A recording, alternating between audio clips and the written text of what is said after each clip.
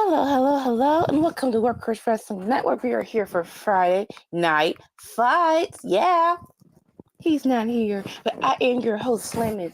Nope, that's my partner. I am your host, the Anarchy Queen, Anika Wilson, and we're here to watch Friday Night SmackDown. Thank you all for joining me, and thank you for waiting so patiently because I had a little trouble starting it off, but I'm here now. Yay! All right, and so now I'm here with you. Let me just get this started on the web right here.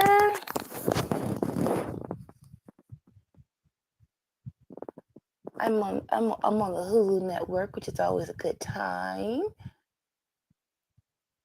What happened? The Royal Rumble happened. So what in the freak are we going? So what the freak is going to happen afterwards? Our great winner, Jey Uso, won.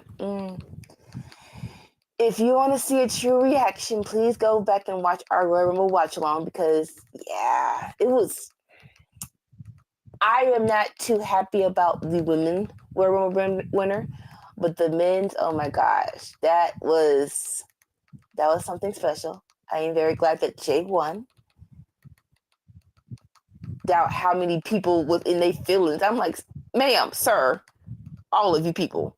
This is the worst person. No, it's not. No, it's not.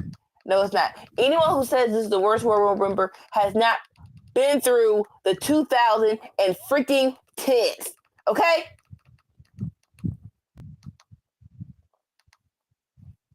There is one definitive person who is the worst. No matter what, no matter who or what freaking list says otherwise. 2011 was the worst Royal Rumble winner. And even after that, there's like 10 other people before you get to Jey Uso. But still, ultra excited. And we're actually on the road to point out something. WrestleMania. So, yay. Alrighty, here. I'm here. I need y'all to act like y'all know what I want to watch. Act like y'all know. Come on now. Come on, don't play with it. There we go. Are we hitting that? And so it took me 2 minutes to set it up, right? I'm pretty sure when I hit live, no one's in the ring. Who wants to bet on it? I got $2. Let's see.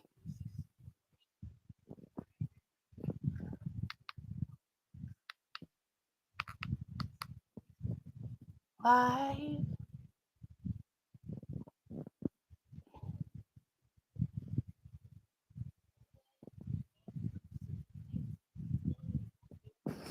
I was close.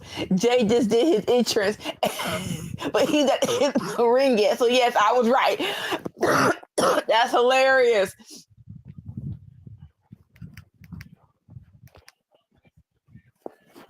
Jay, what ish? Just make O's. That's a down like this. Hey, hey, hey, hey, hey, hey, hey, hey, hey, hey, hey, hey, hey, hey, hey. Yeah. Real life, I want to do the Uso workout to see if I lose weight because if nothing, just doing this for 1 minute and 50 straight, you can't tell me you don't get no abs. All right, now don't do this. In the words of my niece, don't piss me off. I had it, and my freaking Fire Sticks want to betray me right now. Come on, bro. Come on, bro. Don't do this to me, bro. We're going to try this one more time. No, I don't want to be. Okay, so quick bet. By the time I go back to my app and get it back on the screen, will it still be there?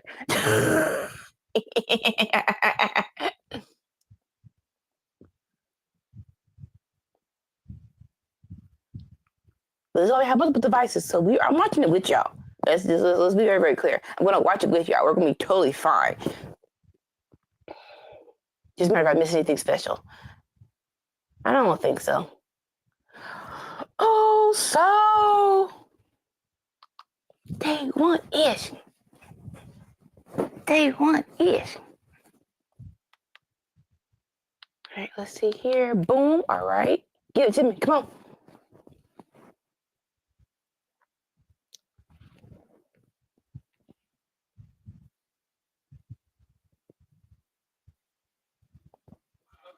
Yep. Still eat. No, that's where I stopped. I don't need where I stopped. I need where it's at right now. All right. They played in my face. So let's go to the phone before. Because how are you gonna play in my face though, bro?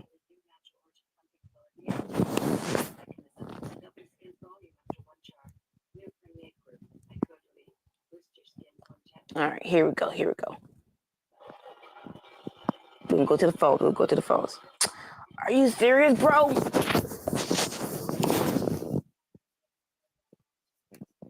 Come on. All right, give me a minute. I'm right here. I'm staying with y'all. But they just trying to play in my face right now.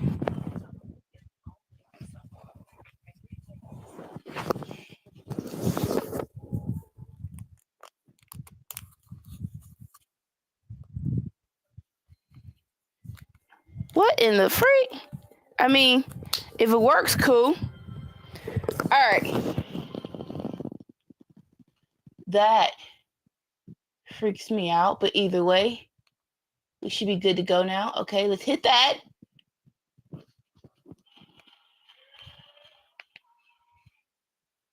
Yeah, insane. So he was still yeeting. So it's 10 minutes of a recap of Royal Rumble and yeeting.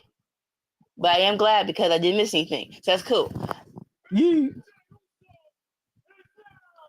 In your city. Yeet. I already got the freaking main event Uso Mania shirt. It's red and blue, and I am going front. I like it. Yeet. Yeet. Yeet. Yeet. Yeet. Yeet.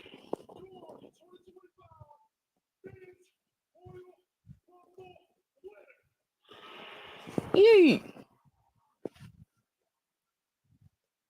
Yeah, red and blue, the Chicago colors. So I'm already feeling this shirt. I'm already here for it. I'm already here for it, baby. Yes, you do. Yes, you do. Yes, you do. Yes, you do, boo. Yes, you do, boo. Okay, I'm sorry. They're chanting, you deserve it. Come on. Right. Yeah. Yeet. All up in your face. Being real disrespectful, bro.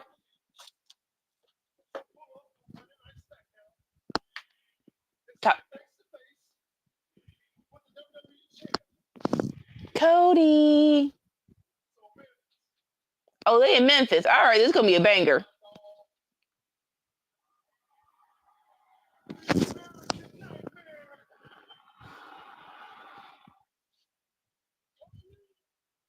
Rose, here comes Cody. Wrestling only has more than one. I did add this. Wrestling has more than one family.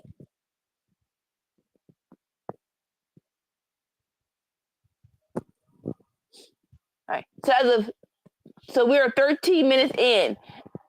Ain't nothing but a recap and freaking entrances. So Cody, I need you to after the whoa, high step into the freaking ring because it's already too long. It's already too daggone long. Start the show. I'm saying stuff until the thing goes whoa, whoa. Promises are not for keeps, sir. And I'm gonna tell you this. Yeah! to sell my freedom. To keep the kingdom. Are you lying to me? I don't believe a thing. So all in all, I'm gonna say I am my kingdom.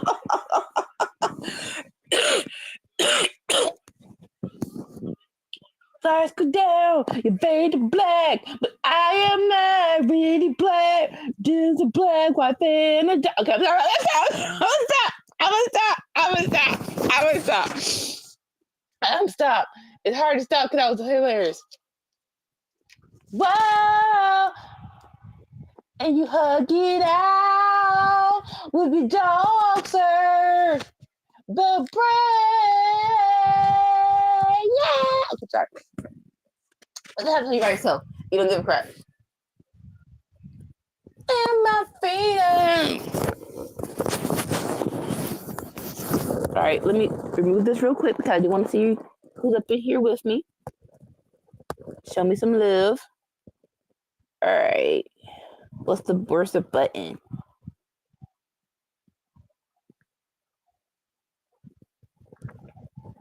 If y'all here, be in the comments with me. Nobody. Okay, cool. But I do see people are watching, so hi, boo-boos.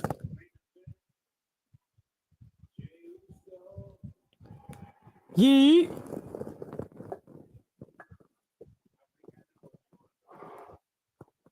You think you know? You have no idea. I'm sorry.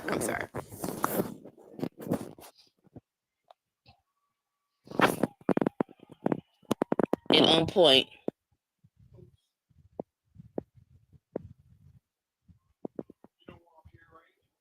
Yee. Yee. Two choices to make, ooze. Just two. Mm-hmm. Yee. That'd be cool, bro. What? Next to you.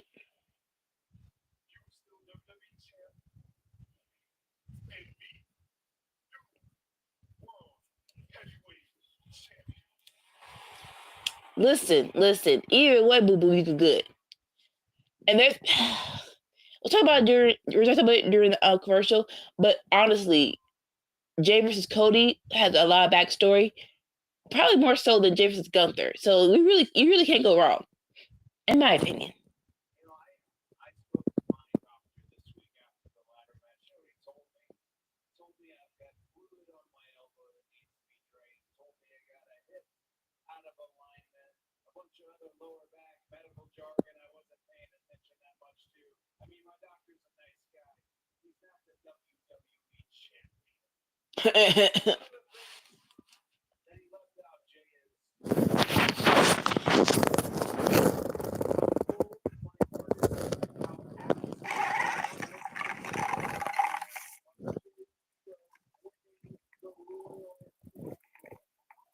Cody saying he's proud and happy Jay won the Royal Rumble. And his doctor said his back is cracked.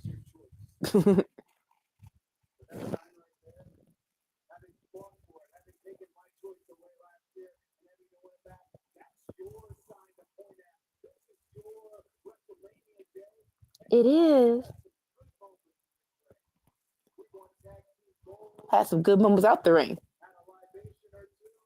Yes, he did. Still best press conference in WWE. Oh, Lord.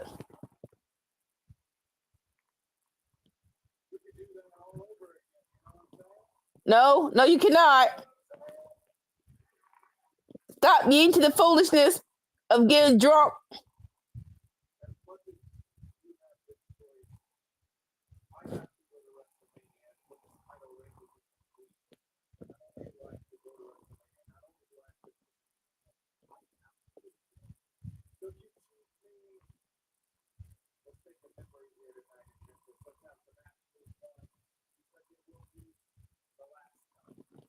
Oh, and you?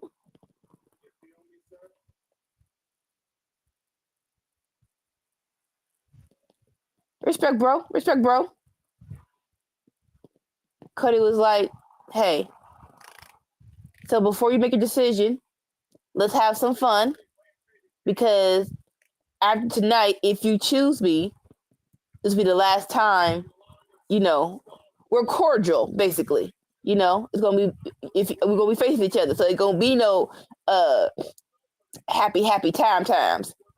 So do you feel me, sir? Handshake to Jay. Understandable.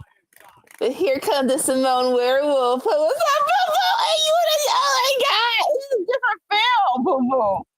With your hoodie over your head. And then like that, and then like that, and then like that. Oh, sorry. And Tonga right by his side. We need a name for him, though.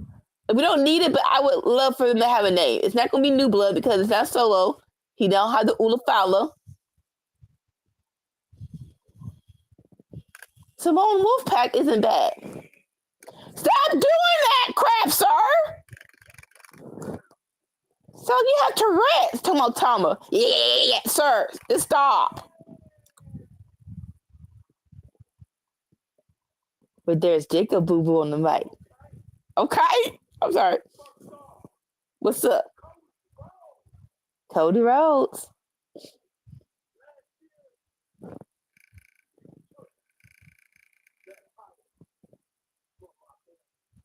Yes, he did. Yes, he did. It was very disrespectful to a child from your family.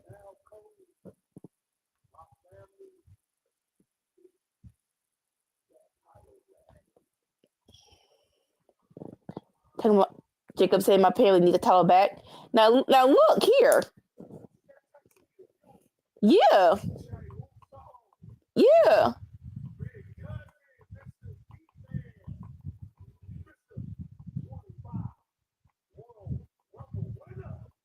Mr. Yeet Man. Listen. Don't get it twisted. All right, let's go. Who?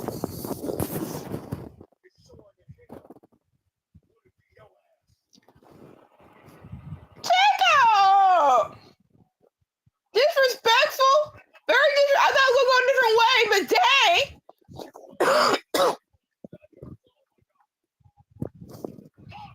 Jacob talking about Mr. Yeet Man, not Meat Man, Yeet Man. That should be a shirt. Only the Grace know about that. There we go. It's breaking down. Jacob on top. Pause. Go for the hip attack. Jay interferes. Whisper kick. Cut her from Cody. Listen, it is impressive he doesn't house puppies. Double clothesline. It will this be our main event for tonight? Jacob and Tama versus Jay and Cody. I'm not here. I am here for it.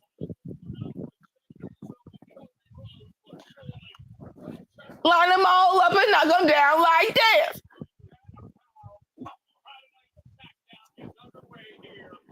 Hey.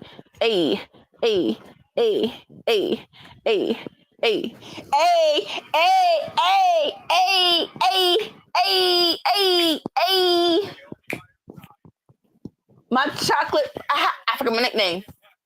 Bianca and Naomi coming to the ring for Bianca versus Piper. Let's go.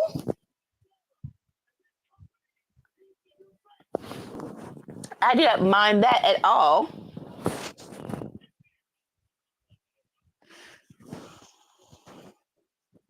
All right, now there's a commercial for this. So next month, see, this is great thing about WrestleMania season. They know what the freak they're going to do or what they want to do.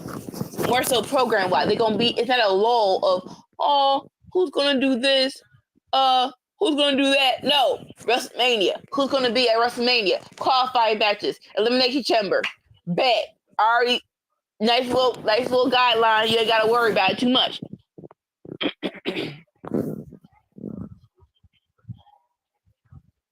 Now that's no commercial for 50th. they're showing audition tapes, and it's like, oh, I did like you. All right, back to wrestling. So that was a good segment. Jacob got the mic now, and he is not disappointing. So the segment happened, right? When Jacob and Tama entered the building, Jacob said straight out the obvious. He was like, Mr. Cody Rhodes, you stole that title from my family last year, and my family needs it back. I thought it was going to be a little inkling of, Jay, do you want to join forces? But no, he squashed that real fast, because he said, out of everybody to bring that title to the family, it shouldn't be yo. It's like, sir, are we family or not? Are we family or not? That was disrespectful. That was hella disrespectful, sir. And it worked with Kevin Hart. I thought we was all together here today. Well, when you started talking, I thought there was a chance we could be together, but there wasn't no chance. So there it is. But great segment. I am pretty sure it'll be Jacob and Tama versus Jay and Cody. Cause Cody was like, nigga, memory. Let's do something together and have some fun one last time if you choose me. There is a good debate of him choosing Cody.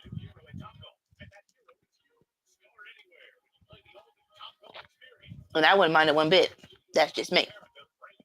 But I know people are still butthurt. They're like, oh, if not, then let him choose Gambit. Shut up. Sorry.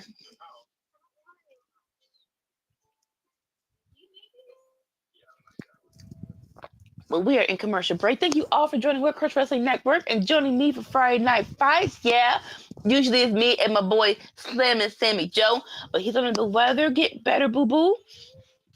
I'll see you I'll be right here when you get back. If you're interested in World Crush Wrestling Network at all, we got 3 shows on deck. You feel me? On Tuesday, we have our cookout, which is we're talking about what cooks up in the world of professional wrestling. What happened on the weekend? What happened on Raw? Anything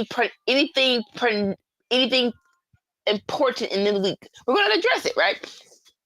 Then on Friday Night Fights with me and Sammy Joe, talking about what's going on in the world of professional wrestling.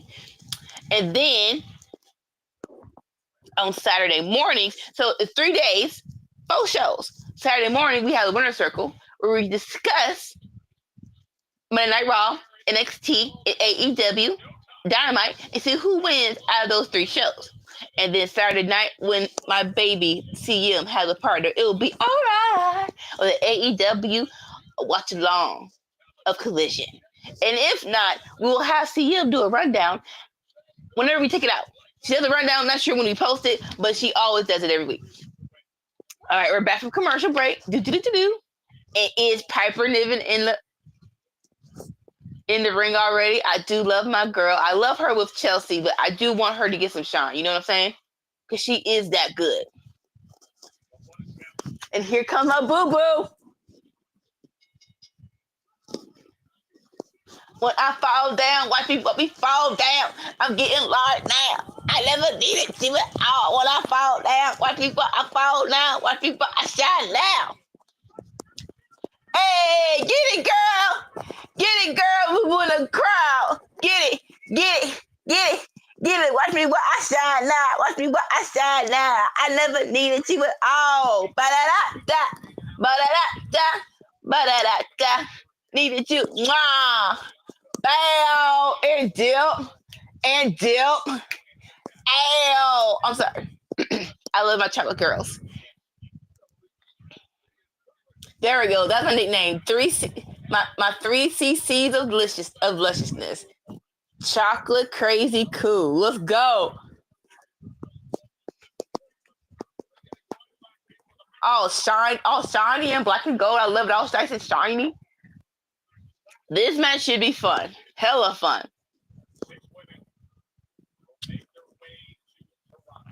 Ayo, watch me I shine now. Watch me I shine now.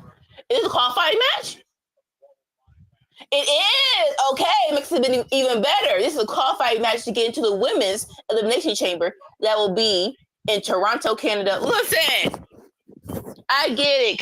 Canada is one of the popular countries for wrestling, but y'all hella giving them a whole lot of reviews. I'm just saying. All right, we started off some shoulder tackles from Bianca to Piper. One more for good measure. Now she's putting them fist to face while she's in the corner. 6, 7. She only got to 6. Piper already playing dirty with the. Stop touching my hair. Black History Month. She used it for a freaking clothesline. Come on. Be for real, bro. All right, now Piper is in control.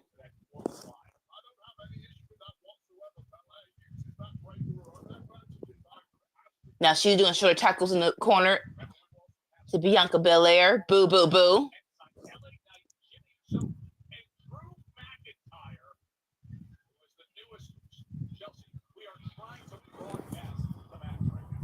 Alrighty here.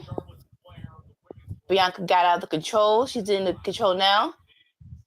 Now baseball slide with just boots in the middle of the ropes to Piper's face. But Piper just shoves Bianca into the shoot to the side of the ring. The crossbody, boo boo. Use that fluffy. Then a senton. Ma'am, can we do any of this in the ring? Please get me back in the ring. Please get me back in the ring because yeah. Oh Lord, the earring on the float. The earring on the float. And we are now in picture-in-picture, which I appreciate because who wants to watch a full commercial? Especially in the Watchalong. All right, now Piper is in control, just ping pong Bianca's head to the side of the ring. They're both now in the ring. Thank you, I appreciate it.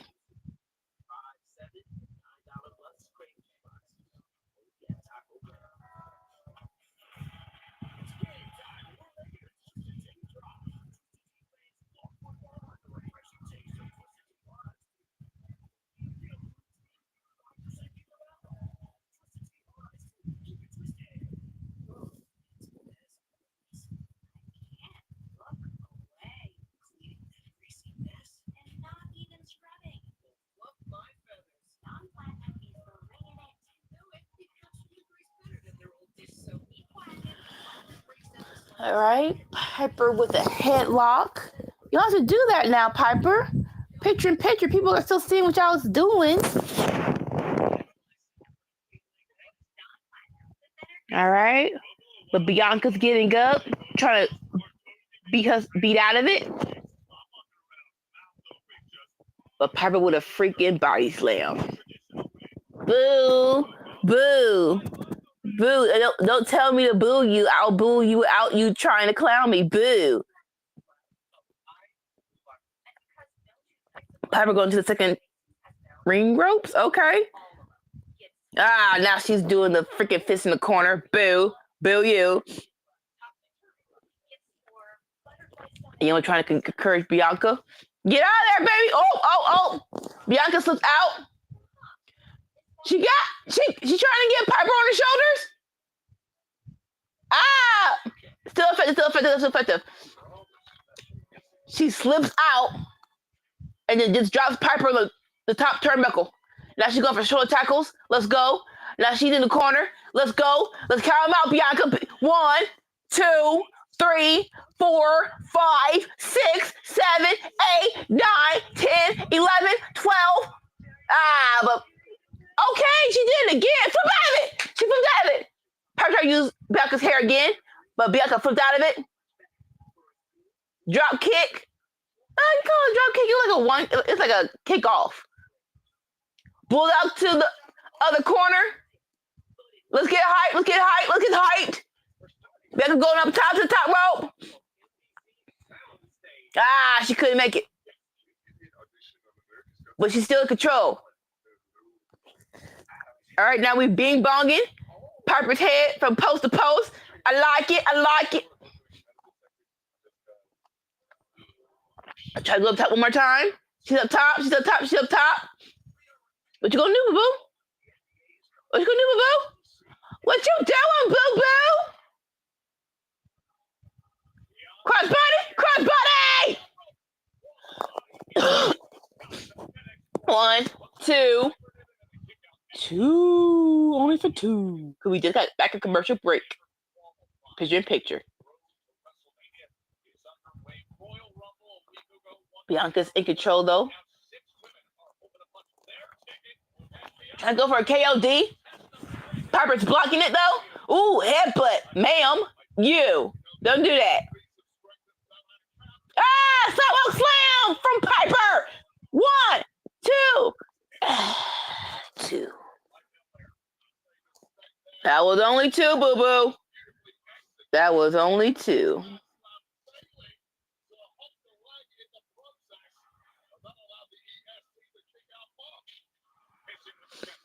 Mr. Senton. All right. Becca with a spear. One of her new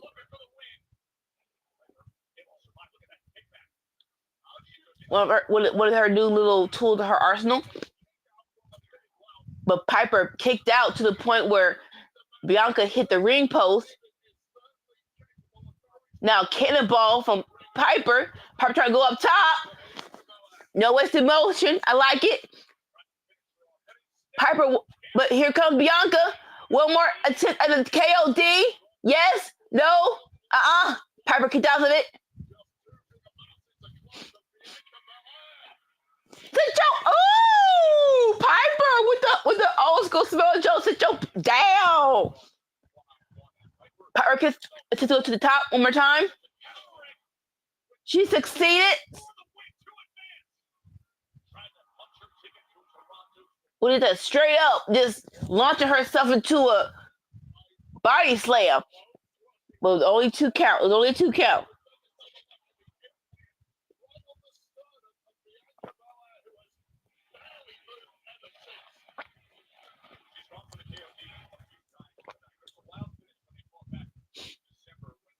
All right. What's going on? Trying to see who could tempt. Ooh, shoot! So Piper missed. She's in between the 2 ring ropes. Bianca kicks her head. It hits the post. And here comes Bianca getting Piper up on her shoulders for a KOD. Let's go! And she finally gets it done. Let's cover it up. 1, 2, 3. Bianca is going to Canada for Women's Elimination Chamber. I never needed you at all. Ow! Naomi slides in. Congratulations, the tag team partner. Let's go. Down.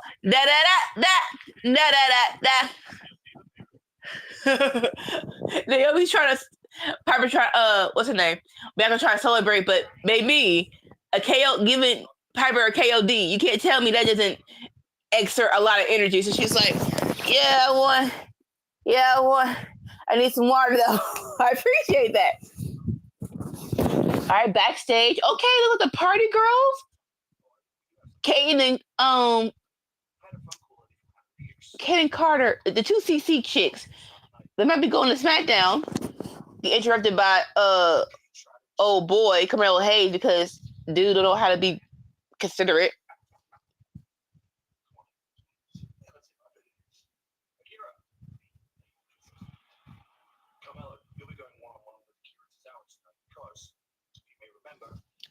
Okay, I like it. You did that, Carmelo. You did that.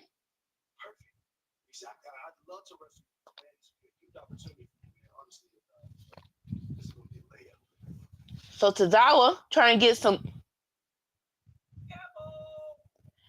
Tozawa!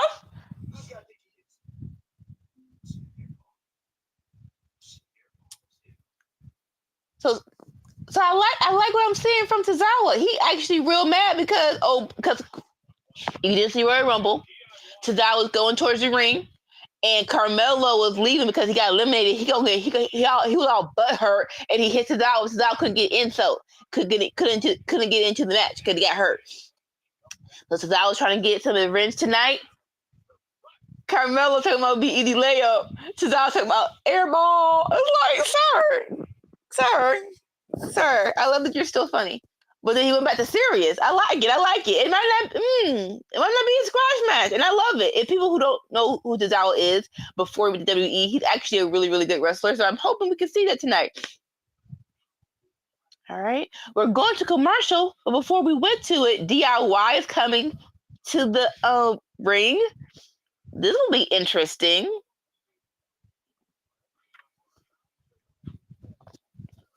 And here comes the commercial for WWEshop.com. Get your fit. Rep your set. All that it. Bam. Comes out. And we're getting a commercial break. Listen, 3 hours for commercials. But so far, since watching SmackDown, it has not been slow movements where it's like, oh my God, what are we doing? It's 3 hours. You still feel the 3 hours, but it's nothing boring where it's like, why are we 3 hours? There we go. They try to make it worth it.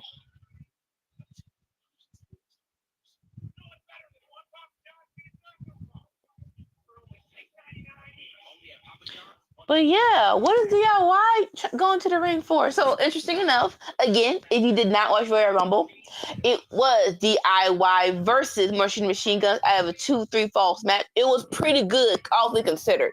And the consideration was it just came after the women's Royal Rumble. And it's a Royal Rumble pay-per-view. So that much time is given to the matches that aren't Royal Rumbles. So in my opinion, the time they were given, they did a good job. That's just me. And in the match, we were going to the last fall. Mr. Street Profits came back and attacked Martian Machine Guns. DIY gets the win. After DIY gets the win, they attack DIY. So we're not sure who right now. And I'm not hating on it. Street Profits don't give a crap. They're like, hey, everyone can get it, and we ain't anybody's friends. And I, for one, am here for it. Because it's insane. I want to say they're doing the tag team tournament last year.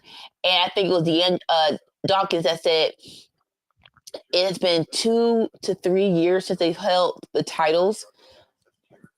That seems too long for Street Profits. In my humble opinion. That seems way too long. So, yeah, it's time for them to get back to that goal, baby. But all in all, I love what they're doing on SmackDown, though, considering that the tag team division is way better than it's been since the past 2 years. So, yeah.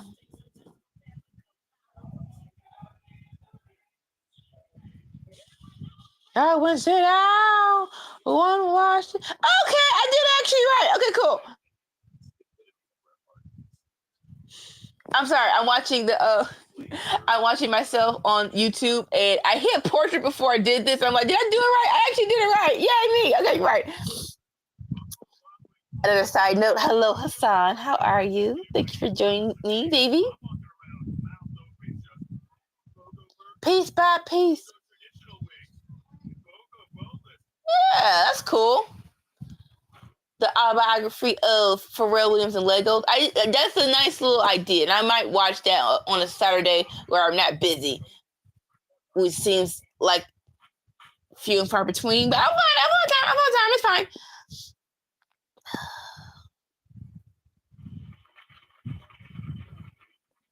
All right, we're back from commercial break, and this is interesting.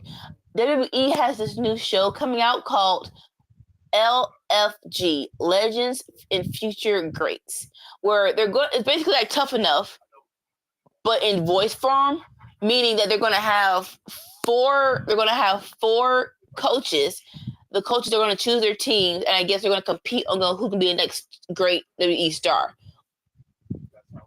And the coaches of the team are, as of right now, Undertaker,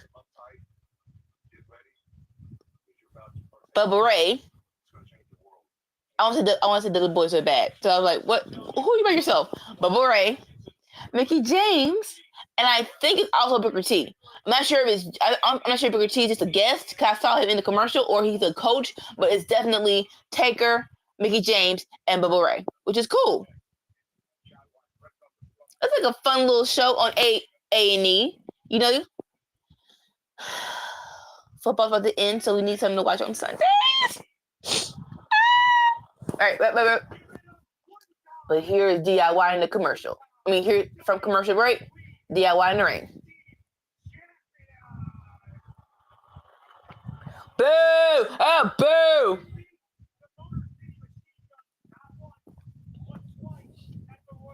And here's DIY just healing it up. In the world. Sorry.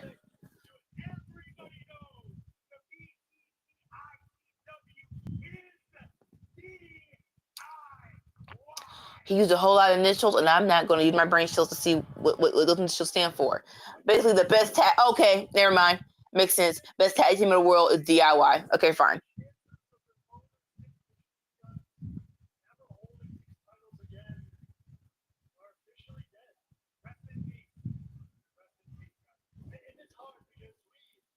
Oh, talking about Machine Guns. Chances are dead.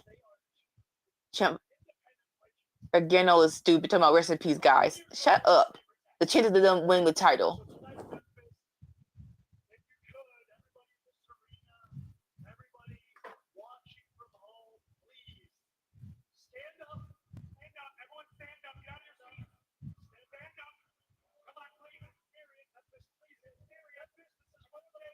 Y'all just heavy healing it up right now, sirs.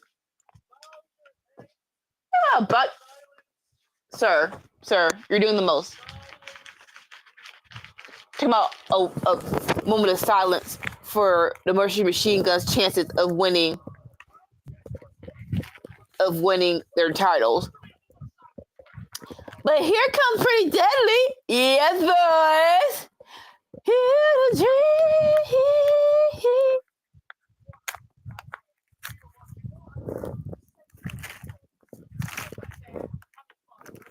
To come out with a lovely sentiment.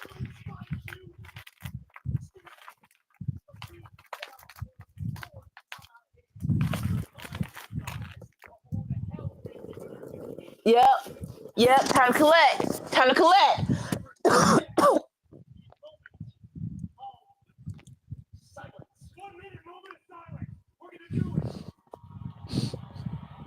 Shop a real life think we're gonna do a moment of silence.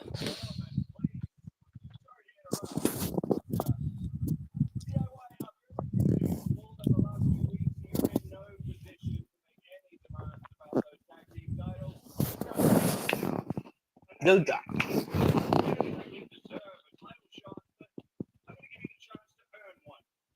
Okay. Let's do Pretty Deadly versus DIY in a non-title match, and if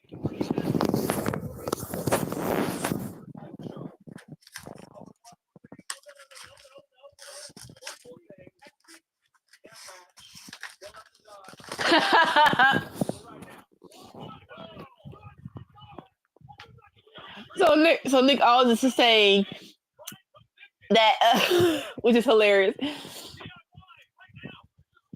We're gonna do a non-title match, DIY against Pretty Deadly. If Pretty Deadly wins, they get a title match. And then Nick Aldis trying to say, in that match, and so Gargano's trying to beat him to the punch. Next week. It's next week. It's right now. Like, what? I'm not even dressed. Ciampa's hilarious when he wants to be, and basically when he's with Gargano, he wants to be. So that was hilarious as hell. Gargano's trying to beat him to the punch. Next week. It's next week. Nope. And they are not dressed. They look like Triple H in 2000s. Baggy jeans, shirt, and a freaking jean leather jacket. I don't hate it though. I don't hate it. And we're back on commercial break, you guys. Dad got it. like, honestly, the people who real life thought that USA was going to get SmackDown and not get the ass they were getting with Raw, it was hopeful. It was some hopeful thinking, but it was not going to happen.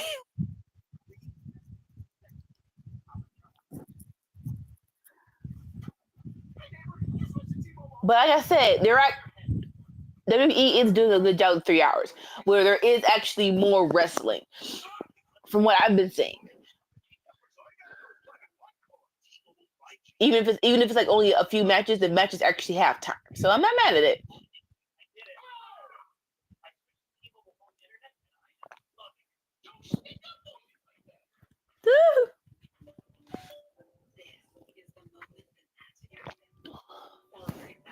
But again, thank y'all for watching with us boo-boos.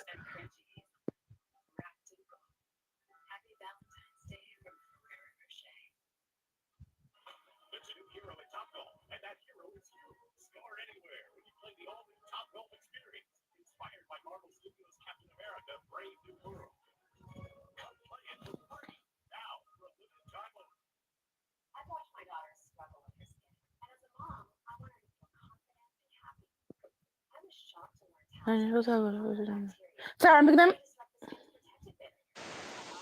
looking at the. Oh, boo-boo, I'm so. D, if you're there, I'm sorry. I'm sorry if anyone didn't communicate with you, but yes, I'm here holding it down. ALW should be here at 9, and if not, I'll continue to hold it down. I say that, and my tablet's going dead. So let me just redirect that real quick. Give me a second, get some germs. I'm still with you guys. You just can't see me.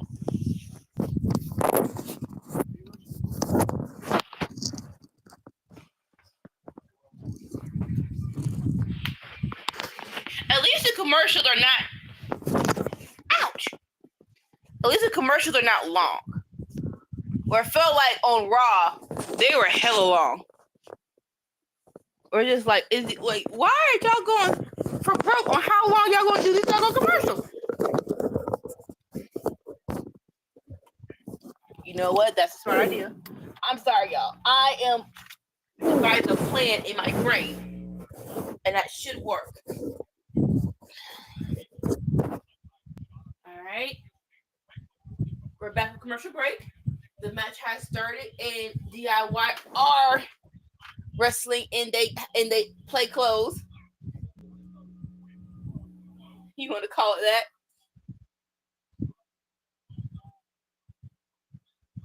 Right.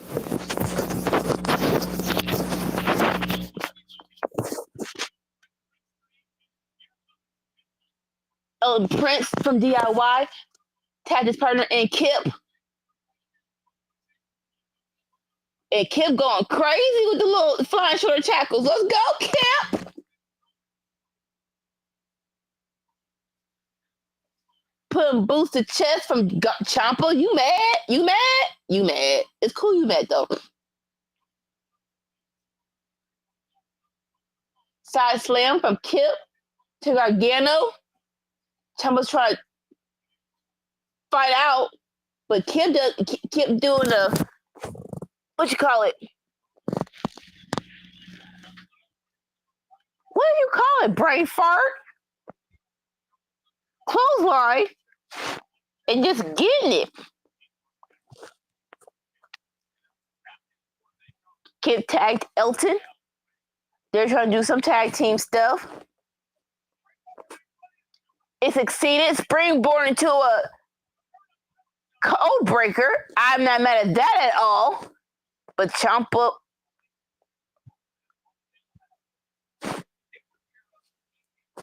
breaks it up. Boo! Ciampa threw Kip into the ring post. Boo! But Elton is not backing down. Some uppercuts. Now some forearms exchanges.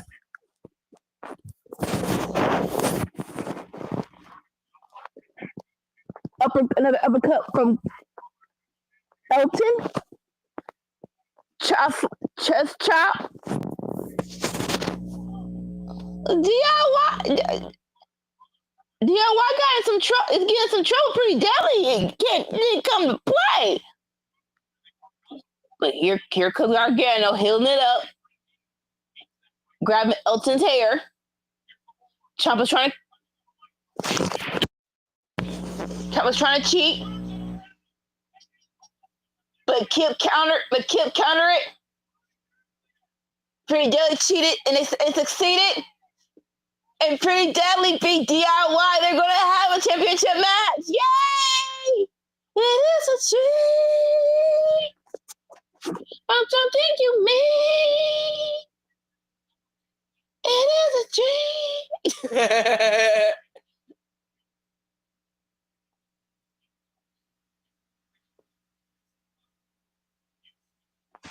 Now they're showing the surprise return for Royal Rumble.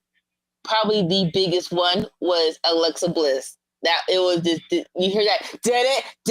I'm like, hey, you were missed boo by some crazy fans, but you were missed.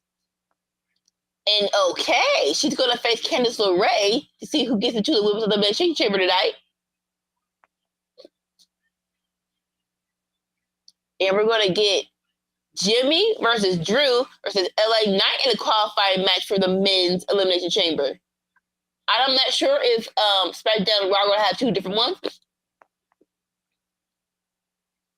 But I'm here for that triple threat match to see who gets into the chamber. Cool. What's up? How you doing?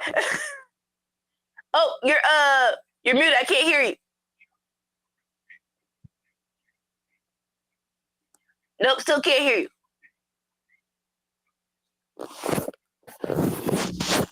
Like, you snuck up on me. I'm like, what are you doing? All right, I can see you, but I can't hear you. Oh. Up now. Work it out. Yep. What's up? Hey, I'm not. Oh, yep. I can hear you now. Okay, cool. Yay! Welcome. Hey. Let's go. How are you? I am good. Today's been a good day. How about you? Good. Just got off of work, so I'm always happy to get off work. Can't argue with that. Right? You could have gotten 5 minutes, pee or took a snack. It's all good. It's all good. I was saying, but obviously you couldn't hear me. Who do you want to advance between Drew, LA Knight, and Jimmy Uso?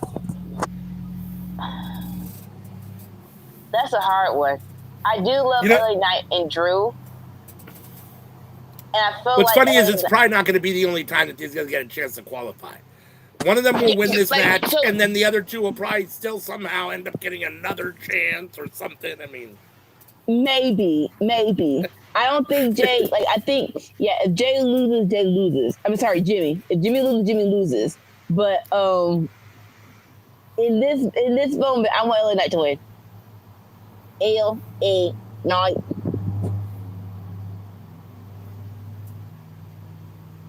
LA Knight. Ba, ba, ba.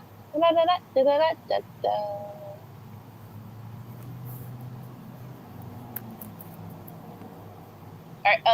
If you're wondering, Bianca is in the women's elimination chamber. Yay! Yep. Pretty Deadly gonna, right? Yes. I saw Pretty Deadly just get the sneak win over DIY right as I was coming in. Yep, and that means we're going to get a match with DIY for the championship at an undisclosed time and place. Oh, undisclosed. That's the best one. I said undisclosed because at a future time and place. At a future time and place. It shouldn't be directly next week, but it wouldn't be mad if it was next week.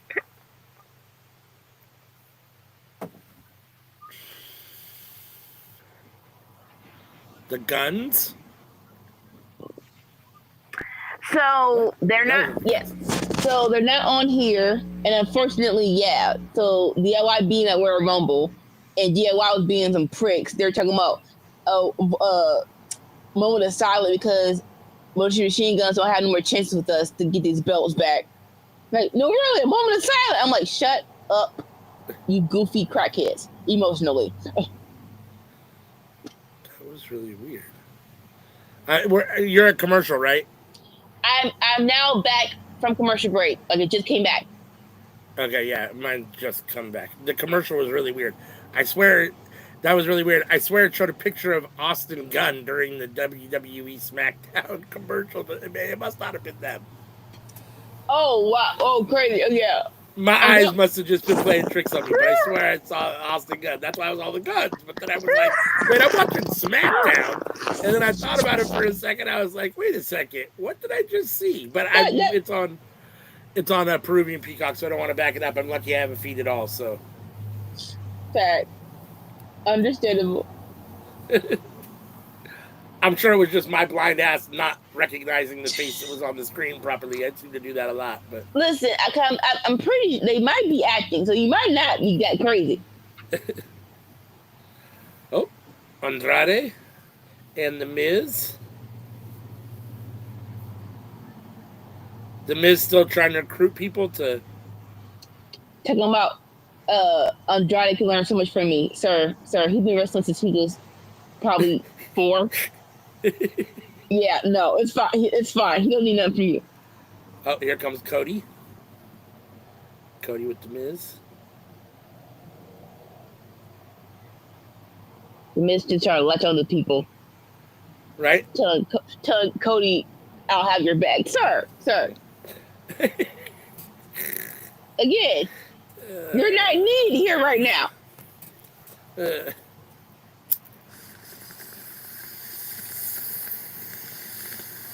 Now he's just rubbing it in. Like right now you don't have any friends. What happened to KO? What if Jay chooses you? Like, sir. Again, I already know all this. You're being very disrespectful.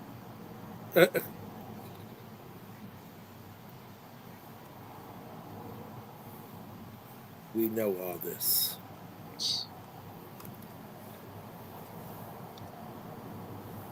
Like, how will you tell your story? The story's done. The story, okay? Finish the doggone story. Yeah, say story one time. Say finish the story one more time. Like that, or say story one more time. The story done. You won. The story, right? The story's been done. And you know what? I would say it wasn't even a good story. Like it's not even your story. It's your dad's story. Like you can't come along and say, my dad got robbed and never got a chance to dirt, and now I'm picking up the torch, and now it's my story, and I'm going to win for my dad and finish what story? It's not even your story. I'll take it a step further. The bloodline story is your dad's own story. Talking about, he should, like, all the people who are butthurt over here, who are butthurt that he didn't win WrestleMania 39, he just got here. Hey, he was supposed to beat Roman. He just got here. It should be either Jay or Rock. But no, y'all wanted Cody to win. But why? Why? Because he had a broken titty? That's the only thing he's done that whole year. He beat himself, broke his titty, and that was it. Should have known John Cena was going to get another opportunity to main event WrestleMania. He didn't win the Rumble, so now he's going to be in Elimination Chamber. Punk 2. I'm not mad at this story if they write it well, which is basically him trying to win it before time runs out. And it was a little heelish right there. I'm not sure how he's going to lean into it. Talking about what's best for business is me winning the championship, and I don't have to qualify because I've earned me just saying I'm in the match. I'm like, this is a whole lot of heel shenanigans going on right here. A little heel Cena? Best for business? 2000. That's some authority. That's some authority talk right there. Sounded a little bitter. A little entitled and bitter. It's like come on though. This is truly your last year. Let's turn a little heel. Let's spice it up. Let's turn a little heel. Just a little bit. Drew McIntyre coming to the ring. Clang, clang.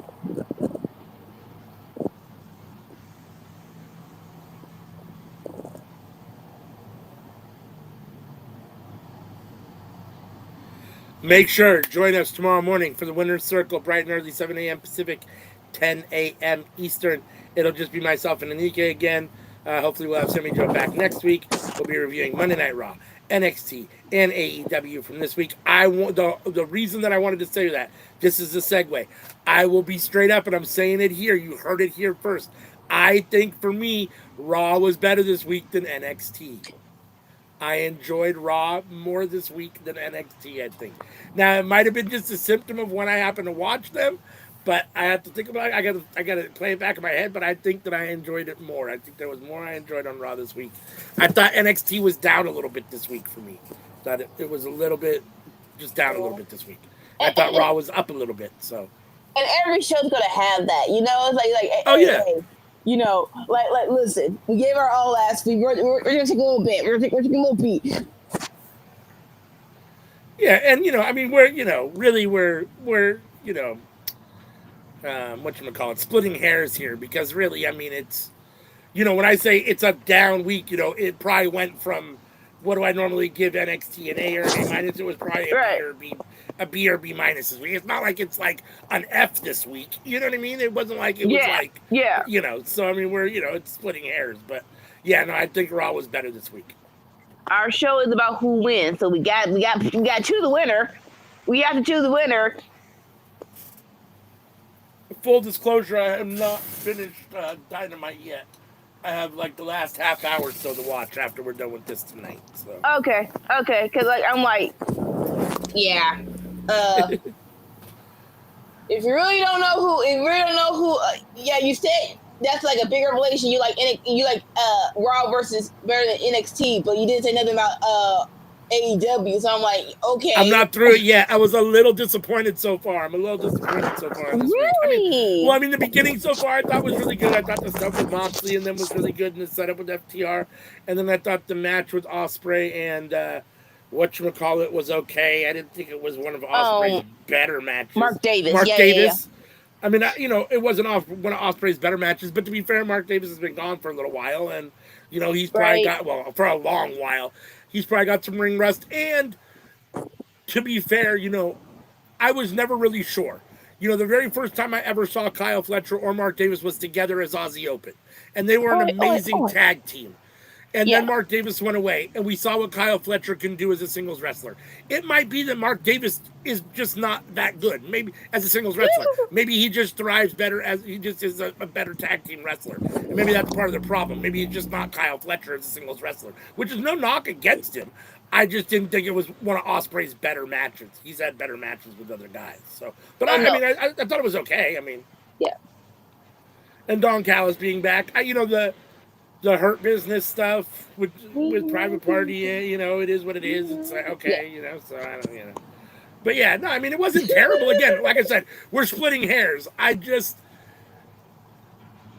Because I feel like WWE's production is better always than AEW. It feels bigger. It feels more grandiose. The lights feel brighter. The stage feels bigger. Yeah. Just the way they do it. For whatever reason, AEW still at times almost kind of has that smaller wrestling company, not independent feel, but smaller wrestling company feel to it sometimes in the way it does stuff still. Whereas WWE still feels like a big, you know, spectacle, even on the weekly shows. So, you know, when Raw is really good or feels that way, that little bit already surpasses AEW for me on a regular basis. So if AEW's down a little bit, then it's already, you know what I mean? There's even more of a, so. Not interesting. But, look at. So they're doing the promo for their match. And you talking about, I still can't tell you and Jay apart. You're a douche. You're a douche. Cause sir, Jay has blue hair and it has a mohawk. You really can't tell them apart now. You really can't tell them apart, sir. Not to mention talk about low hanging fruit. Like sir. Like that apple's touching the ground, bro. Like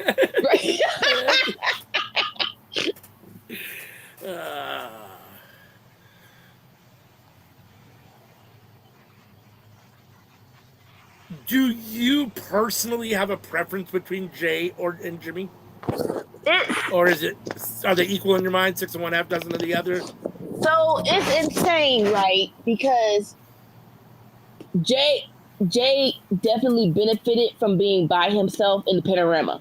Starting that feud off with Roman and being the first to enter the bloodline, that really raised his stock. And Jimmy didn't have that. Now before that whole thing, I'm pretty sure I was preferring Jimmy more so because I love Naomi.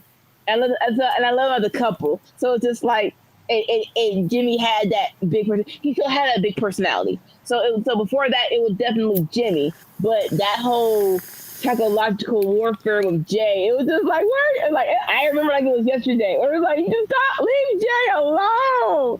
What are you doing? And then he finally submits his Roman to be his second hand. I'm like, why are we here? It was the whole thing. So I love them both, but as of right now, Jay put in the work to be a main eventer, and like even though people are like, what's the word? In ring, he's not that good. No, he's getting way better, but story wise, Jay can push a story like nobody's business, right? Like give some to chew on, some meat on the bone, and he can skyrocket the story. Yeah, I mean, I didn't know that there was people complaining about him not being good in the ring. I don't see that at all. Like, I don't. So this whole thing with him winning the Royal Rumble, they're like, it's not going to be a good match. He's not that good. I'm like, shut up. Interesting. I guess I really hadn't heard that. But, I mean, I listened to less than I was before and read less than I was before, so... I hadn't necessarily heard that. I mean, I guess it doesn't really surprise me to a certain extent, and at the same time, I don't agree with it. I don't think there's anything.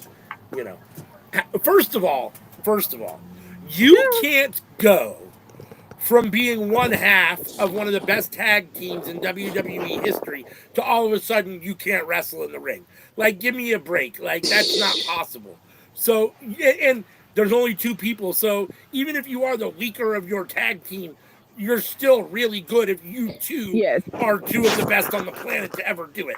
Like, give me a break. So to say that he's not good is not that's not fair. That's just a misstatement. It's just a lie. And secondly, you're right. He has improved. Not that he needed to, but he has improved in his ability to hold down a singles match and to carry a singles match and all those things. I think him and Jimmy are basically 6 1/2 dozen of the other. I think they both got tons of personality. They're both equally as good in the ring, in my opinion. They both have a very similar, set move. I think when they were a tag team partner, it felt like Jimmy was the leader, not the leader, but kind of the front man, and Jay was the background a little bit more. He was a little more vocal.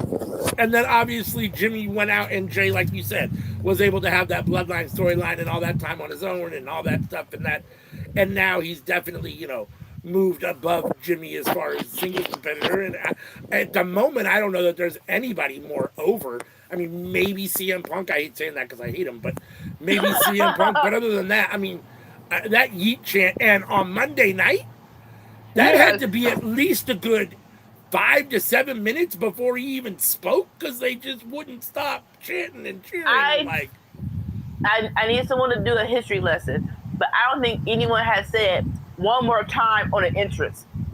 Like, what? I'm like, what? What do you want? One more time? Yeah. It's just me. Like, no, this man is tired. Y'all realize that one more time? What's wrong with you people? So, yeah. So he's extremely over at the moment. And so, Jimmy's going to have to put in a lot of work to hit that, where Jay's at the moment. But But I like what he's doing on SmackDown, though. I like as of right now, Roman, not sure what show, and maybe he's doing some negotiations, because I feel like, well, it's WrestleMania season, so you can play both shows. But I'm not sure Roman's going to stay on SmackDown. And like right now, I'm like, he hasn't been on SmackDown in a minute. Come to think of it, all the people he wants to feud with, i.e., Marcel, Seth, and CM Punk, they're on Raw. So I'm not sure if they're going to announce it or they're just, just doing the tunnel until they figure it out. But like right now, Jimmy's by himself, and the stuff he's doing has been good, in my opinion. Like him versus Carmelo's been nice. This 3-way, he held his own against Drew right now, telling Drew, "Hey, bro, you're living in the past." And and now it's Big Jim. I got to go all in trying to get my spot on WrestleMania. This is an interesting match to me because even though Jimmy and Jay, like I said, the Usos are, one of the greatest tag teams in WWE history, as singles wrestlers, they've had to kind of climb their way up. And it feels like right now I would put Jimmy kind of, in that solid mid card, which is where they've had LA Knight too. But now they got both these in the ring with Drew competing for a spot in a main event match. So I'm glad to see that. I mean, to be fair, you need bodies. You need bodies in the Elimination Chamber. So, I don't imagine that either Jimmy or LA Knight, if either of them win this match, will actually win the Elimination Chamber. And my guess is Drew wins this match. But that being said, hey, at least they're getting a chance to qualify. I mean, yes, 100%, most definitely. Now they're both taking turns stomping Drew. Oh, you're okay. So I'm not sure how that happened. Now I'm back, and now I see it. Okay. Stumping. Yep. And now I'm buffering. Oh, now I'm back. All right. I'll be right back. 1 second. I am going to go pee real quick. Oh, you're good. But yeah, so the alliance has stopped. Short tackle from LA Knight to Drew. Now LA Knight putting the boots to Jimmy's gut.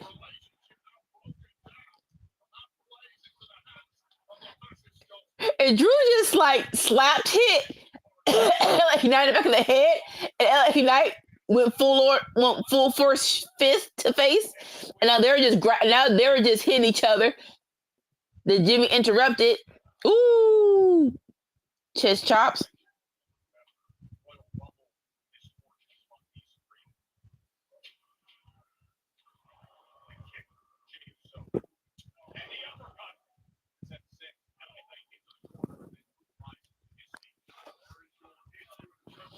Now Drew's in control.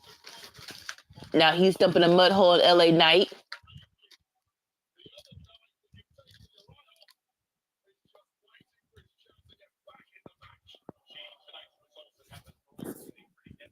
Chest chop.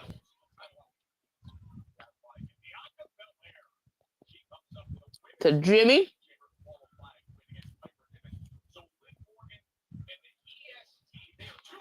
Samoan dropped it from Jimmy to Drew. LA Knight breaks up the pin.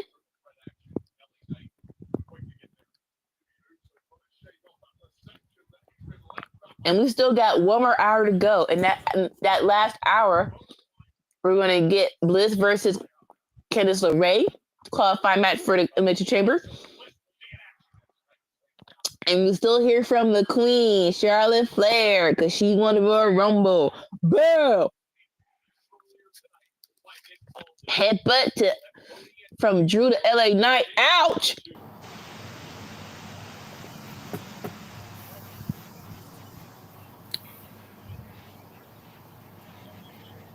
Drew standing tall, not the pin, trying to figure out who's going to go for. He go with LA Knight.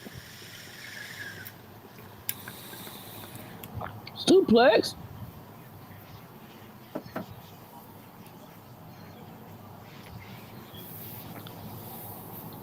No, now you just tossing hair behind you because Drew's just now standing tall. Picking up LA Knight. About to hit him with the suplex. Oh, well, I threw him. I'm throwing a suplex. Like a suplex toss. A suplex toss, there you go. And the same thing to Jimmy.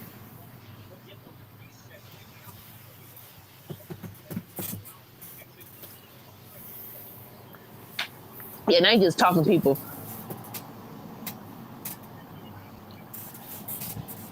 Do his little Bret Hart impersonation, I guess. All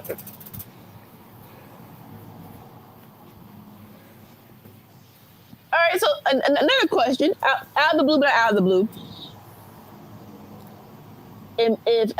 So definitely the last month before WrestleMania, maybe 2 months, all of the build up to WrestleMania is going to be overseas. All the Raw, SmackDown are going to be overseas.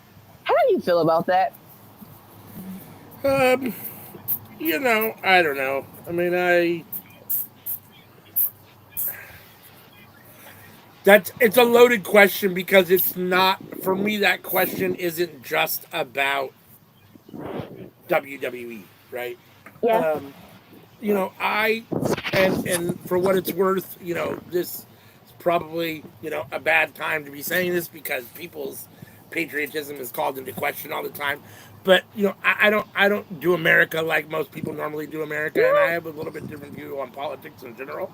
Yeah. And, you know, I don't necessarily like the way that we act on the world stage, and the way that we always, you know, that our goal is to put, you know, McDonald's everywhere, right? And to put every, you know, and get resources from everywhere that we can. And, you know, another aspect of that is things like WWE and our shows and all those things, you know, NFL football expanding into Europe. And I'm not saying they don't want it. I'm just saying it's further pushing American culture. And in theory, you know, you can't do that altruistically, which means you can't necessarily do it all from just a good place. But if we were at least trying to do it from a good place as opposed to a place of just wanting to get richer, you know what I'm saying? Then yeah. I would have, you know, a little bit different perspective on it. But it's all just about the growth, you know, the accumulation of more money, right? I mean, that's the only reason WWE does it, because they want to expand outside of the U.S. market and make more money. They want to push American professional wrestling. Although there's other countries that have professional wrestling, so calling it American professional wrestling might not be fair, but, you know, professional wrestling and, you know, WWE into every corner of the world. And, you know, the reality is that does affect independent programs, like, you know, independent promotions like Rev Pro has suffered. The British scene has suffered in the past from WWE UK and, you know, all those kinds of things. And so, you know, and that's a reality. So do I think it's great? I think it's great for people in other countries that are WWE fans that never get a chance to see WWE shows. I think that's cool. I think it's probably cool for WWE wrestlers to get a chance to go see these places if they're people that haven't been there before, or even if you have, you know, maybe you like that country and you get to go again. All those kinds of things. But just from a, you know, another stance, another view, you know, yeah, I mean, it's just further pushing the American machine on the world, which, you know, I do have some issues with, especially the capitalist machine. So I get that. I get all that. More so, I'm mad that I won't be able to go. Right? No, like real talk. I think I said it before on the show, but I'll say it again. I got burned on a house show. In 1990, I went to a WCW house show, and my family and none of them stars came except Booker T and the Steiner brothers. So no NWO, no Sting, no Ric Flair. Like, it was just Booker T and the Steiner brothers. So my family said, never again are we ever going to a house show. Fast forward to 2009, we go to Raw. The build up to WrestleMania, WrestleMania 25, and it was insane. So like, all right, the safe bet is going to a Raw during the build up of WrestleMania. You're gonna go to a good to great decent show. So in my mind, I'm like, oh, not to sound selfish, but it's like, why are you giving all the good shows overseas? And yes, they should have some. But why are the good shows overseas? Yeah, no, it's true. 2 months? 2 months overseas? Dang! Right? Yeah. No, I agree. I agree.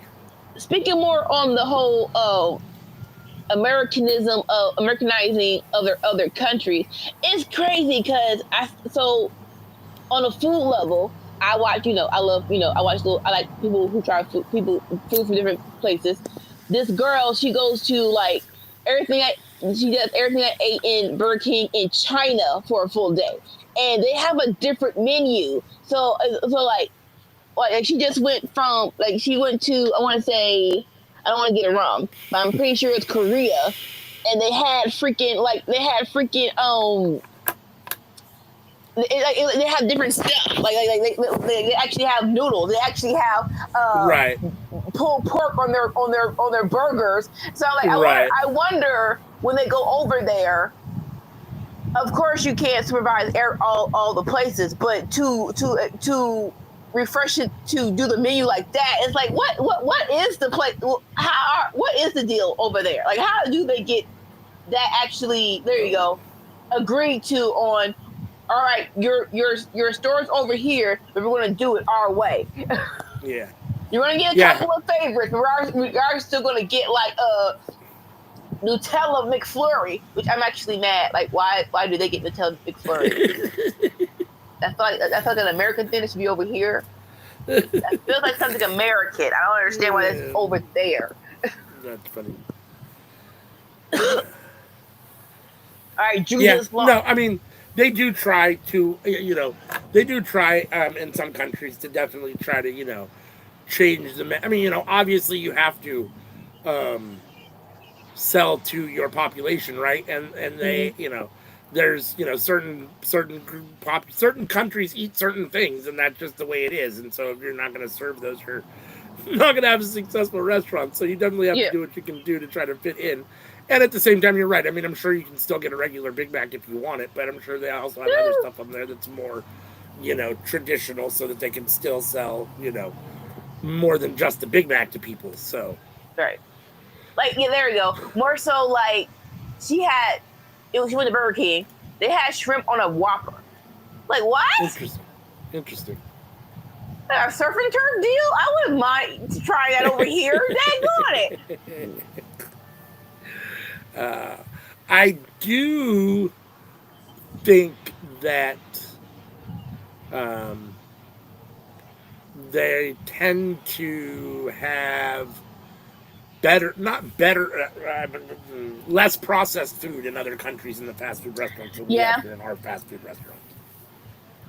Because they do adjust the menus a little and they do cook them slightly different and stuff. So yeah.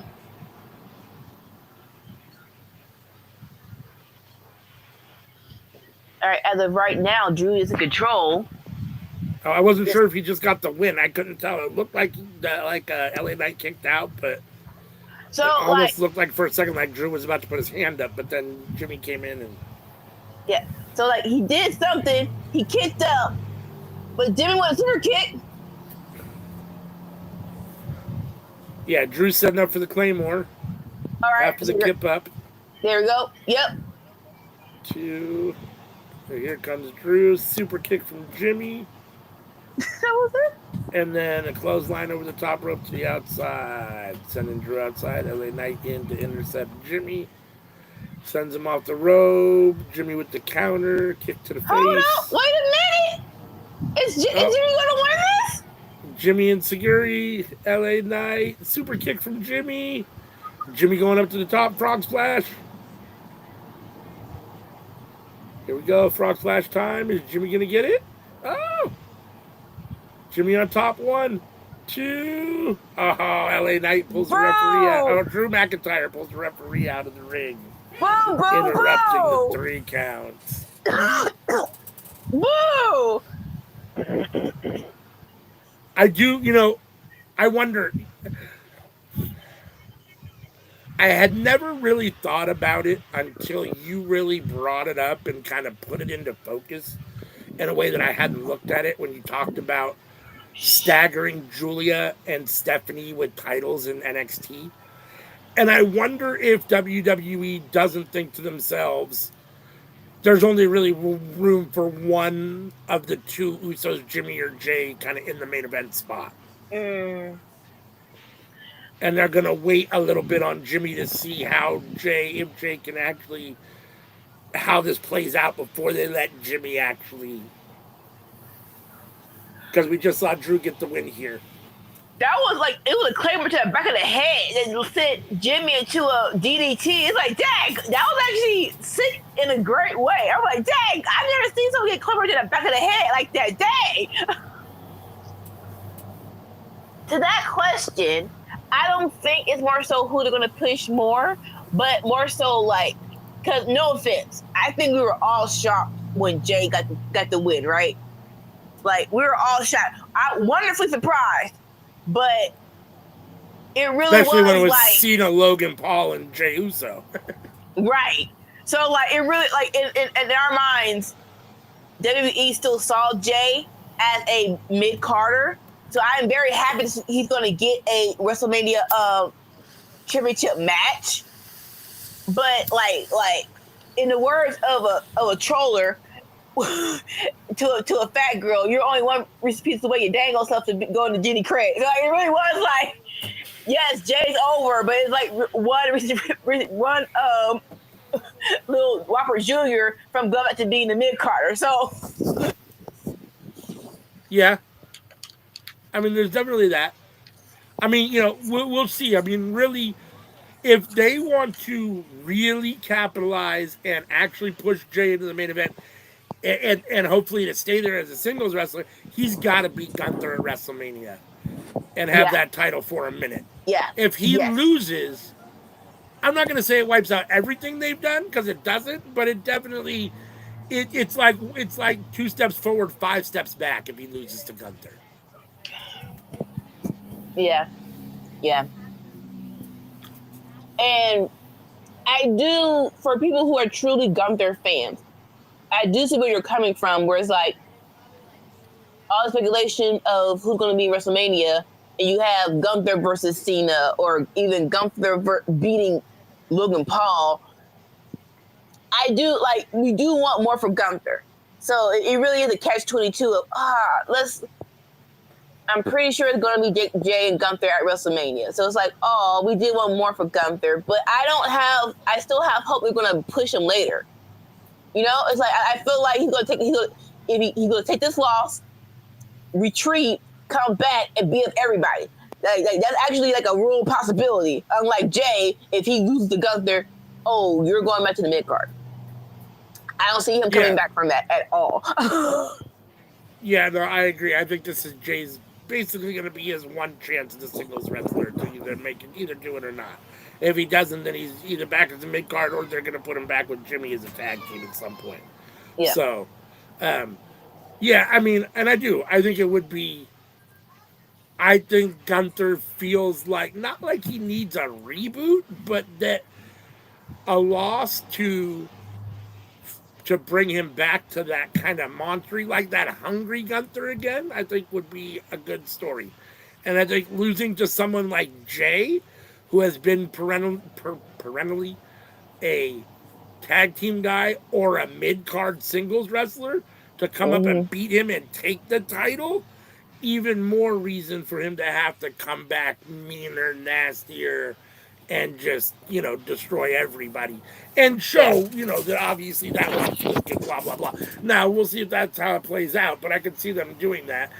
As long as they let Jay have the belt for a minute, though, too, and not just loses it, and then 2 weeks later at some event he wrestles Gunther and loses again, and Gunther has the belt back. Like, I mean, it can't be that fast. Like you said, you got to let Gunther stew a little and show him kind of cooking back up and beating some people and being mean, and then let Jay have some victories. I mean, that's the only way you're going to actually get Jay over and have him potentially stay in the main event spot, is to let him win the title and have a decent run with it. If Jay wins, you have to do better with him than you did with Kofi. You got to do better with him than you did with Kofi. And not even like Kofi Ray didn't suck, but they never made him as the main event. That was the main thing. I loved when he versed when he was champion. He versed Dolph Ziggler. He went against KO. He went against Randy Orton. He went against Samoa Joe. Those are all good setups, but you always put him in the middle of the show. If you would just put him at the main event, it probably would have been a different story of his title reign, and of course him getting beat by Brock. We're not even gonna go over there because I don't need time to get mad. But yeah, if you just fix those things, let him be the main event, and let him not get beat by Brock in 6 seconds, we would probably get his title reign just a little bit differently. So they gotta do better by Jay. They gotta do better by Jay. Yeah, and I don't know. I would almost argue that I don't if I'm looking at Cena, Logan Paul, and Jey Uso, who were the final 3 technically in the Royal Rumble. For me personally, and I know that it's just my personal opinion, and I get it. And even, but I can even say from a business standpoint at this point, because he's so over at the moment, that Jay is the best option out of those 3. Yes. I mean, yes, Logan Paul brings his followers, but like he's not as over with the WWE crowd and the regulars as Jay is at the moment. And nobody really wants to see Cena in that position. I'm sorry, even Cena fans, myself, and I'm a Cena fan. I'm a diehard Cena fan. We don't want to see Cena in that position anymore. So really the only option there is Jay. So for people to be mad, like, oh, this is a down step, or like we would have rather seen him versus Logan Paul or John Cena, like, no, I don't see that either way.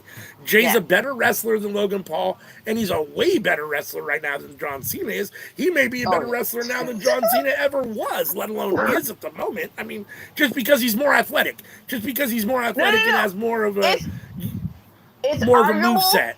It's arguable, and I have to go back, but it's not out of the possibility. It's not out of the possibility. No. I mean, John Cena's a very good storyteller, and he's a good wrestler, but he's not the most athletic guy. He's not. He looks a little clunky. He's always moved a little kind of slower, robotish a little bit. You know what I'm saying? And we all know. I mean, the least, the worst hidden secret in wrestling is that he has the worst STF in the history of wrestling, right? So I mean, so in those regards, I mean, for me, anyone that complains about Jay getting that head, now, if you want to complain about the fact that in the last 7 people you had CM Punk, Seth Rollins, Roman Reigns, and all those guys were eliminated, in the 3 you chose to have this as the final 3 were John Cena, Logan Paul, and Jey Uso, maybe there's a conversation there. That might be viable, that your 3 biggest stars or 4 biggest stars have been eliminated, and that you have 3 of these guys left. But out of those 3 left, if that's your choice, Jay's the only logical pick, in my opinion. I mean, so. All right, so they're doing a review of Raw. Look, so they said it's the first time it was Sami Zayn versus CM Punk, and that's insane to say. They didn't go against each other in Ring of Honor in the early days. I guess not. I mean, I would have thought at some point maybe El Generico, but I mean, apparently not.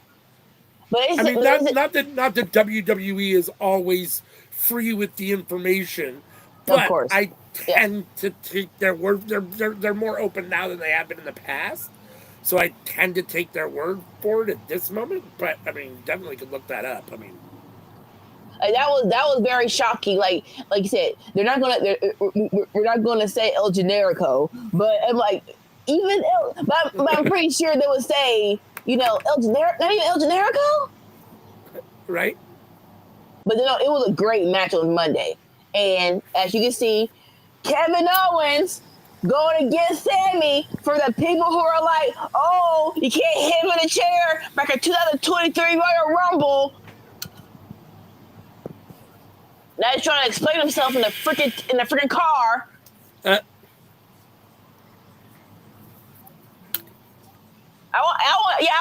want to hear him explain his way out of this.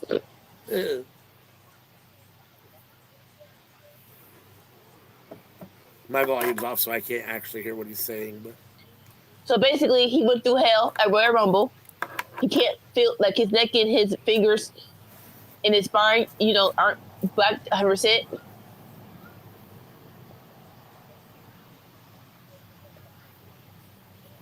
And that's why you had to beat up your best friend? Now you're talking about because Sammy stood there while Cody tried to end your career. Sir, you were in a ladder match. The match wasn't it. The match didn't end. What do you want to do? Yeah, it's no DQ, but no offense, sir. I didn't start this fight. You did. Come out, Sammy didn't do nothing. Sir, ain't no... I mean, in reality, it's a no-win situation for Sammy because if he gets involved and something happens where he accidentally haluva kicks KO in the face and costs him the match, then it's why did you get involved? And if he doesn't, then it's why didn't you get involved? So what is wrong with you? Okay, not talking about because you didn't help me. You're a horrible friend, a disgusting human being, and you're gonna pay. And y'all, I reiterate, and this the person y'all wanted Sammy to go to not to put the bloodline up for, sir. Roman Reigns does it wrong. I love heel KO more than face KO. I'm not a big baby face KO fan, but I'm a big heel KO fan. We have definitely went over the line of KO is right. KO, you are wrong. When you're going against Cody, you had a leg to stand on, but now with Sammy, no sir, you don't. Like you said, in mid Alabama Slam, what do you think Sammy was supposed to do? I'm not gonna block it. I'm not gonna take it. I'm like, no offense. I'm not gonna block it. I'm not taking it for you, baby boy. If I move the ladder, that's just you landing on the freaking flow. So, like, sir, you're gonna have to take that L. I'm sorry. I've been watching wrestling for a long time, and I've seen a lot of nasty bumps, and that might be the worst one I've ever seen. Like, bro, like, or at least top. I mean, it's got to be top 5 of the worst ones I've ever seen. Like that was nasty. Like no, like when they re-showed it, it's like, sir, what happened to your head, sir? Like, sir, like literally, where did your head go in this freaking lap?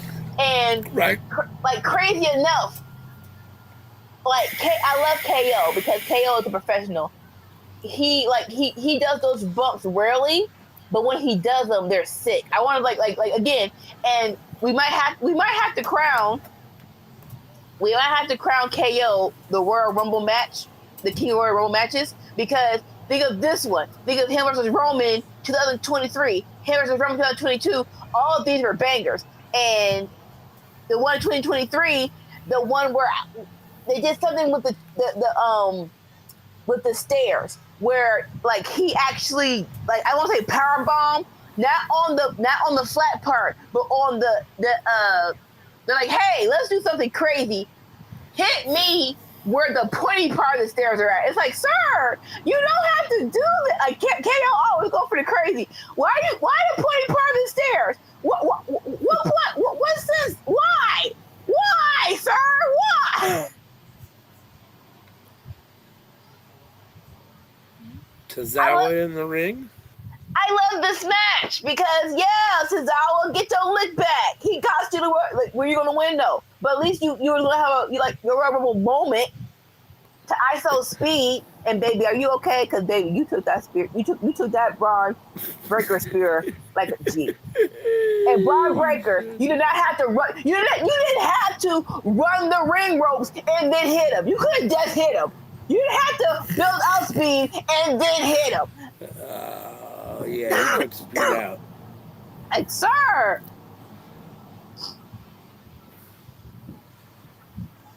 I mean, I'm sorry, no disrespect to Akira Tozawa. It only has to do with the way they book him and treat him. But the fact that Carmelo Hayes is here having whatever this is with Akira Tozawa, like, I feel bad for Melo. I feel bad for both of them, but I feel really bad for Melo. Yes and no. So you weren't here. I actually like Tozawa when Nick Aldis announced this match. Tozawa looked really like he wasn't joking around. He actually had a meme. He was like, "Sir, I'm actually mad at you. I'm trying to get my lick back." And then Tozawa was hilarious. Carmel took him out easy layup, and Tozawa said, "Air ball." It's like, sir, that did pop me a little bit. It did. And I was saying, before Tozawa was the ninja and Alpha Academy, he actually was a decent wrestler. So I'm hoping they give this match some time and like, oh, yeah, Tozawa. He was pretty decent. Yeah, no, Tozawa's a really good wrestler. They just don't book him like that. And I'm hoping because of the anger of what Carmelo Hayes did to him, they'll give him I'm gonna say a barn burner 20 minutes, but a good solid 10. Yeah, you can do that. Yeah. Hold on for 1 sec. I'll be right back. All right. Again, thank you all for joining me. The Friday Night Watchalong is all right. We are here every Friday, Saturday, and Tuesday. Yes.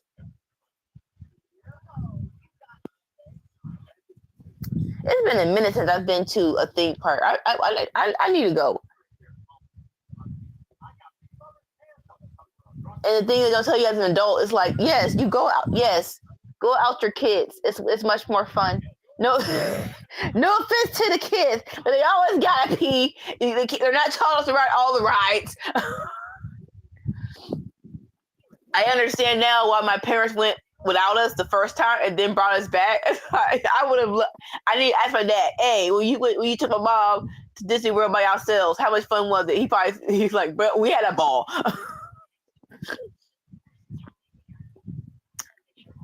Why did I say this? I just saw a commercial for Universal Studios. That's why. Because we are in commercial break. We have an hour and 15 minutes to go. And like I said, they're doing pretty good, for them to keep the 3 hours because USA are money hungry. The 3 hours haven't been sucky. They have not. And we still got Charlotte Flair making her appearance. I'm not excited about Charlotte Flair. I'm excited about her confronting Tiffy time to see, are we really doing this? Are we really doing this? I more so, I want that. I would rather have that than Rhea Ripley. I don't want a rematch of that. I don't. Like, bruh. The first time they did it pissed me off because we should have got Rhea versus Bianca. Now we got to rebuild that up. Like, y'all thought, like, WWE, y'all think y'all got half money and you don't. No, like, real talk. When they were doing they were doing the whole match for, it was War Games, and Bianca was talking to her team about the fourth member, and her and Rhea had a stare down. No heat. Nobody reacted. I'm like, see, this is what happens when you think you can wait and you can't freaking wait. And now you gotta if you want to do that match, you gotta rebuild everybody. You gotta reheat that crap back up. Dang it. Right. But no, y'all want Rhea versus Charlotte. Oh, punks.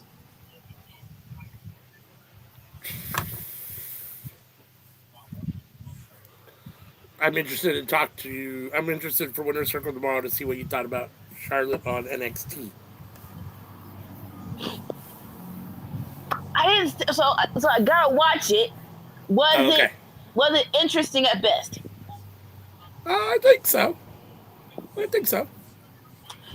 I mean, you're not a Charlotte fan, so I mean, it is what it is. I mean, she makes her little statements and she does her little thing, and I'm sure what she has to say is going to irritate you because knowing her is probably going to be true, and so I'm sure it's going to irritate you. But we'll talk about it after you see it because I want you to see it and hear what she has to say. Okay. But it's kind of fun. I mean, it's for her coming back. I think it's good for her. It's good for NXT, obviously, to have Charlotte on NXT, right? So is it? Is it? I'll be right back. But is it?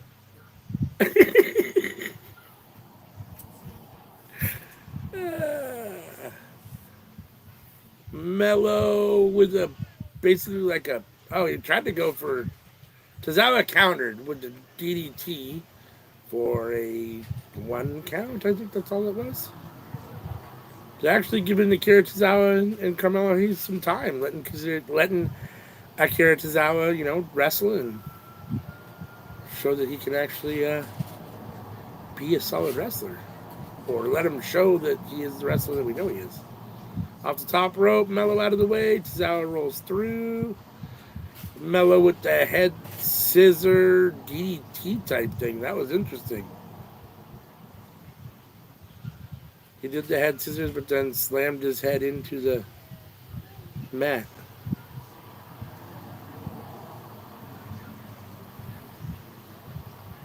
Nope. Tozawa counters, tries to hit him with the spinning kick. Misses, slides through. Oh! Hits him with basically the SOS. Kofi Kingston's spinning kick.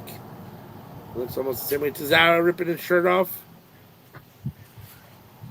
Now Tozawa going up to the top rope. Carmelo back up to his feet, though. Melo kicks him in the head. Melo back up. Has Tozawa on the top rope. Looks like he's going for a suplex. Come on, Tozawa countering.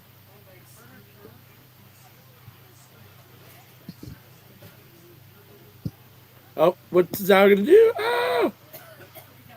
Sunset flip bomb. Sunset, whatever. For a 2 count. Okay, now what were you saying? So, as someone who painfully remembers before the panorama, and Charlotte chose Rhea, which Rhea was a pretty, was just a rocker chick in NXT, and then she beat Rhea and basically buried the freaking NXT division. And then when she lost the belt, she didn't even get pinned. It was Io that pinned Rhea. Like people don't realize. Yes, Rhea's big mommy now, right? And great, good on her. She deserves to be there. But Charlotte darn near destroyed Rhea's career. We had to put it. We had to roll our sleeves up and put some work in to rehabilitate Rhea. Like she got called up. The whole her versus Asuka thing wasn't that good. Then it was her versus Charlotte and what's her name? Nikki ASH. And then it was her versus Liv. We had to rehabilitate Rhea. And thankfully she did a good place now. But yeah, thinking back on that, I'm like, please don't do that again. I don't think they're going to, but please don't do that again. Yeah, I mean, I don't. Some of that, I don't want to sound like a Charlotte Mark because I know everyone knows I like Charlotte and I don't want it to necessarily come off that way when I say this, but I'm not trying to defend her in any way, shape, or form. And it's highly possible that I could be wrong, but I think that's less a symptom of her saying, I want to bury these women, let me go there and bury them, than it was just a symptom of how over she was at the time and that it just worked out that way. I could be wrong. I could totally be wrong. Now, don't get me wrong. Charlotte, I'm sure, is selfish as they all are and wants her spot just like everybody does and doesn't want to give it up. I mean, we know about wrestlers and their spots, right? So, I have no doubt that she's not willing to give up her spot in any way, shape, or form. I also, I'm not, I don't know. Who knows? But we'll see if it's any different this time. That Roxanne Perez is there, and she's definitely buryable. Julia is there. I don't know that Julia's buryable. I mean, that I don't know about. I mean, I don't know that Charlotte can do anything to bury Julia. I mean, I don't know. We'll have to see. There are definitely other people there that she could definitely, a big win or, making, if she came in and just had a squash match over somebody, then yeah, I mean, in theory, it would make them look really bad. But, we'll see. I mean, you'll see on NXT what she says. I mean, it's not just, she's not just going to stay on NXT. Let's put it that way. That's not, I don't want to give up too much because I want to save it for Winner's Circle tomorrow. Plus, I want you to hear it for the first time from her, not from me. So, but yeah, no, I mean, it could be interesting. I mean, like I said, as a non-Charlotte fan, you're probably going to be a little irritated about it because I think it's going to mean you're going to see more than Charlotte than you want to. But at the same time, I'm not personally upset with what she says in her plan of action at the moment. So more so, okay. I'll ask this: does Julia hold her own in the exchange? Yeah, I think so. Okay. Yeah. I think so. I mean, yeah.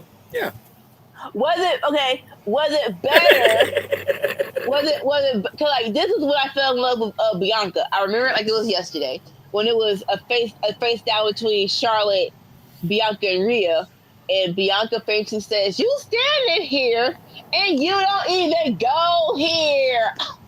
I mean, was that better than that? Cause I'm sorry, that was probably the best Bianca. Okay. No, but like you said, I mean, you're talking about probably one of the best Bianca moments and one of the better promo moments ever. So no, I mean, it's definitely not that good. I mean, Bianca's not involved in it, so it's already not that good. I mean, Roxanne Perez is who she is, but she's not the greatest promo. And Julia, her, she has a bit of a language barrier, as far as, having a great promo in English at the moment. So, I mean, it's definitely not that. But, no, I mean, but it's solid, though. I mean, I think it's okay. I think it works out. And for me, I mean, I thought it was a lot of fun. And I'm interested in seeing, even though, I don't think there's probably a whole lot that they would let. I mean, okay, let me rephrase this. I'm sure Charlotte would get the win. I'm still interested in seeing Charlotte versus Roxanne Perez. I don't know about Charlotte versus Julia. That does have interest for me.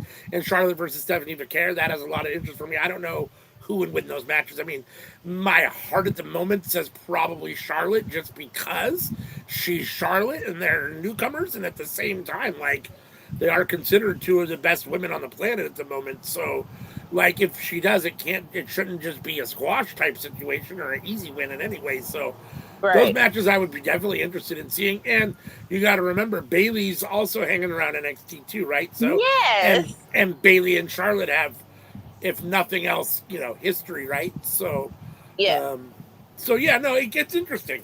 You get Roxanne Perez in the ring, you get Julia out there, you get Charlotte and Bayley and Cora Jade, and it's interesting. It's definitely interesting.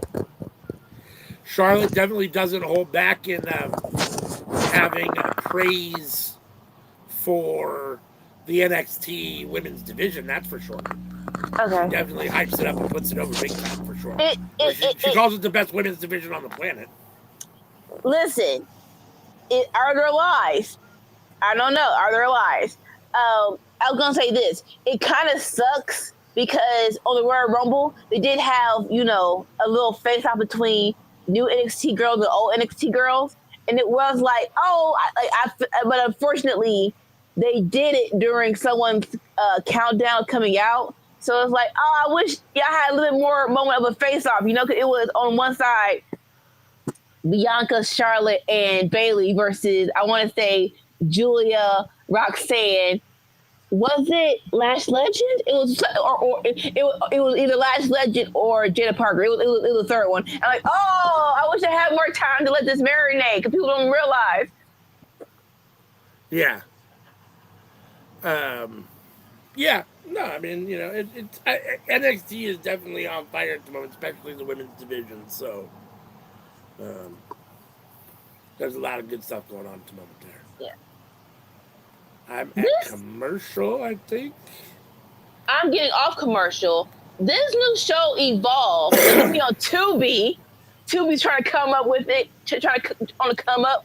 This is interesting. I might check it out just once to see what it's all about. It's like a pre-camp to NXT, which I love because NXT is now really...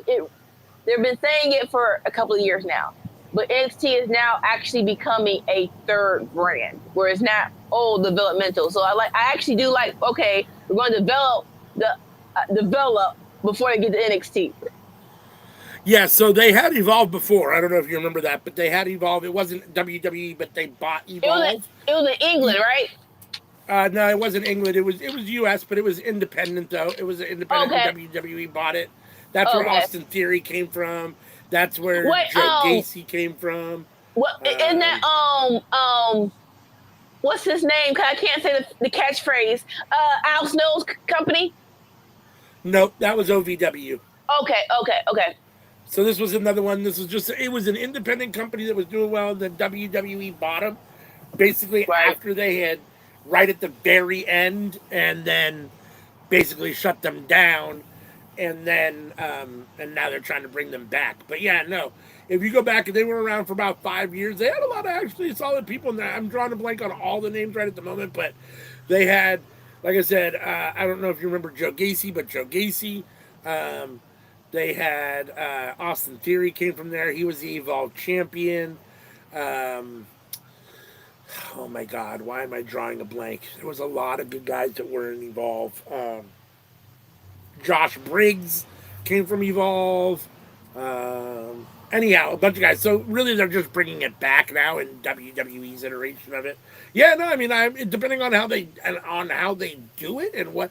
Listen, NXT is really good at the moment, and if they're going to really try to do similar to what they did during the Black and Gold era and really try to make it a third brand, keep some solid, really good wrestlers there on a regular basis, and have it be a home for people instead of just a developmental spot or a stepping stone, then I'm fine with it. But if you're still going to have it be half and half like it is now, which is really still half a developmental show and half of whatever, then I'm worried about how bad Evolve is going to actually be. Because who is it going to be? You already have your better developing stars developing on NXT. I mean, it's going to be the worst of the bunch now, right? So we'll have to see. But. Well, so they got a couple of. So the one I saw was Winnie Chu. And Winnie Chu is a decent wrestler. So I guess like you're gonna go against one of our mid carders once in a lifetime. like you said, if it's developmental, how good can it be? It's on and then side note, it's on Tubi. So but more so Tubi, Tubi's definitely trying to make a come up. That's I don't hate it. I do not hate it. Me either. All right, Charlotte's out here with her last showgirl outfit. What, ma'am?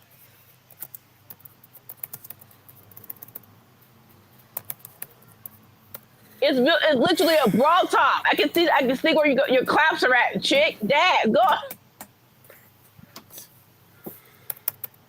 I just put a headdress on and go to Las Vegas. Well, showgirl, Las Vegas. Makes sense. All right. They showed a recap of what happened at Royal Rumble. She eliminated Roxanne with a boot to the face.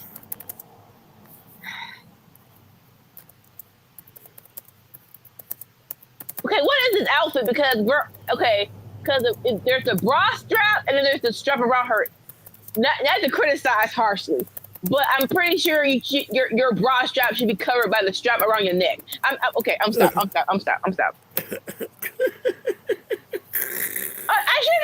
seeing your bra strap. This should not be good. So she's going to say probably the same thing here that she said last night on NXT. So, which was basically that, I'm back. I was at the Rumble.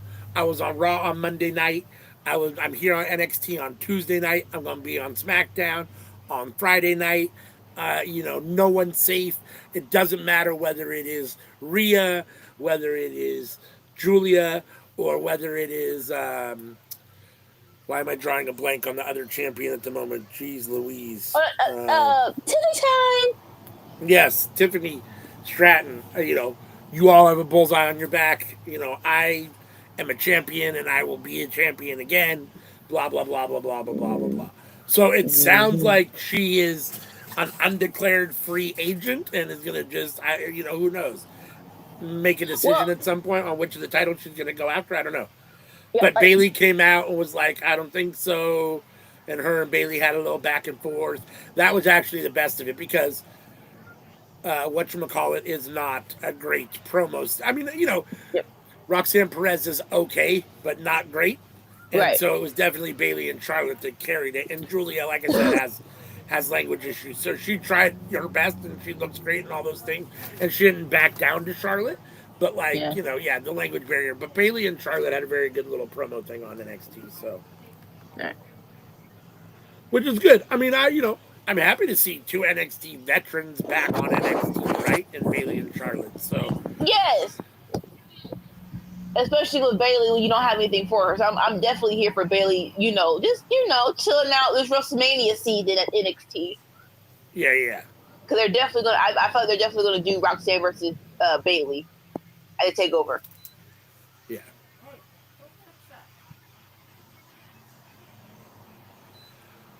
And like, I'll say this. So the people are like, oh, like people were. It was getting to the point of the outrage that Jay lost, right? Like you could tell the difference of in the moment and okay, we're cool now because when Jay was on Raw, it's like okay, we happy for you. When Charlotte was on Raw, it was like no, that's that in the moment we can't stand it. Like she like when she got, I'm like you got booed, like she got booed out the stadium. It's like no, this is not a good moment. It's like no, nobody wanted you to win this. That's who we wanted to win, but it wasn't you. So here comes Tiffany Stratton. Like, dude, I don't want to see blonde. Ain't nobody want to see a Barbie girl in the Barbie World match on Mania. And my baby, hey, look, it's blonde on blonde.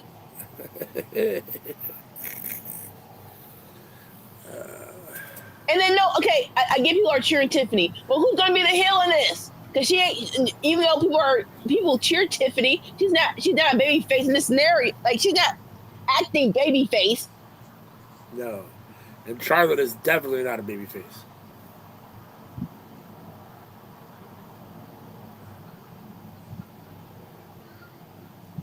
Personally, if you're giving me an option between Rhea and Charlotte, Julia and Charlotte, and Tiffany and Charlotte, I want to see Julia and Charlotte. Yeah, like people are like, oh, Rhea and Charlotte had a good moment. It was a moment. I don't want y'all need to run that back. I don't want to see that run back. I'm sorry. I'm not necessarily opposed to seeing it, but for me personally, I think I'd rather see Julia and Charlotte. Not at Mania. Like, do that someplace else. No, that's messed up. No, I don't know. Yes, do it at Mania. So you can't do it. Yeah. You got 10 hours, 2 nights, and you can't give Julia and Charlotte a match, or you can't give your NXT Women's Champion Julia a match against whoever. I mean, come on. No. The people who want Charlotte versus Rhea. No, we're not running that back at Mania. No. Yeah. Now that I don't necessarily want to say. If given the option, my choice would be Julia first, Tiffany second, and honestly Rhea third. Just because for me, I don't know. I feel like we've been there, done that already.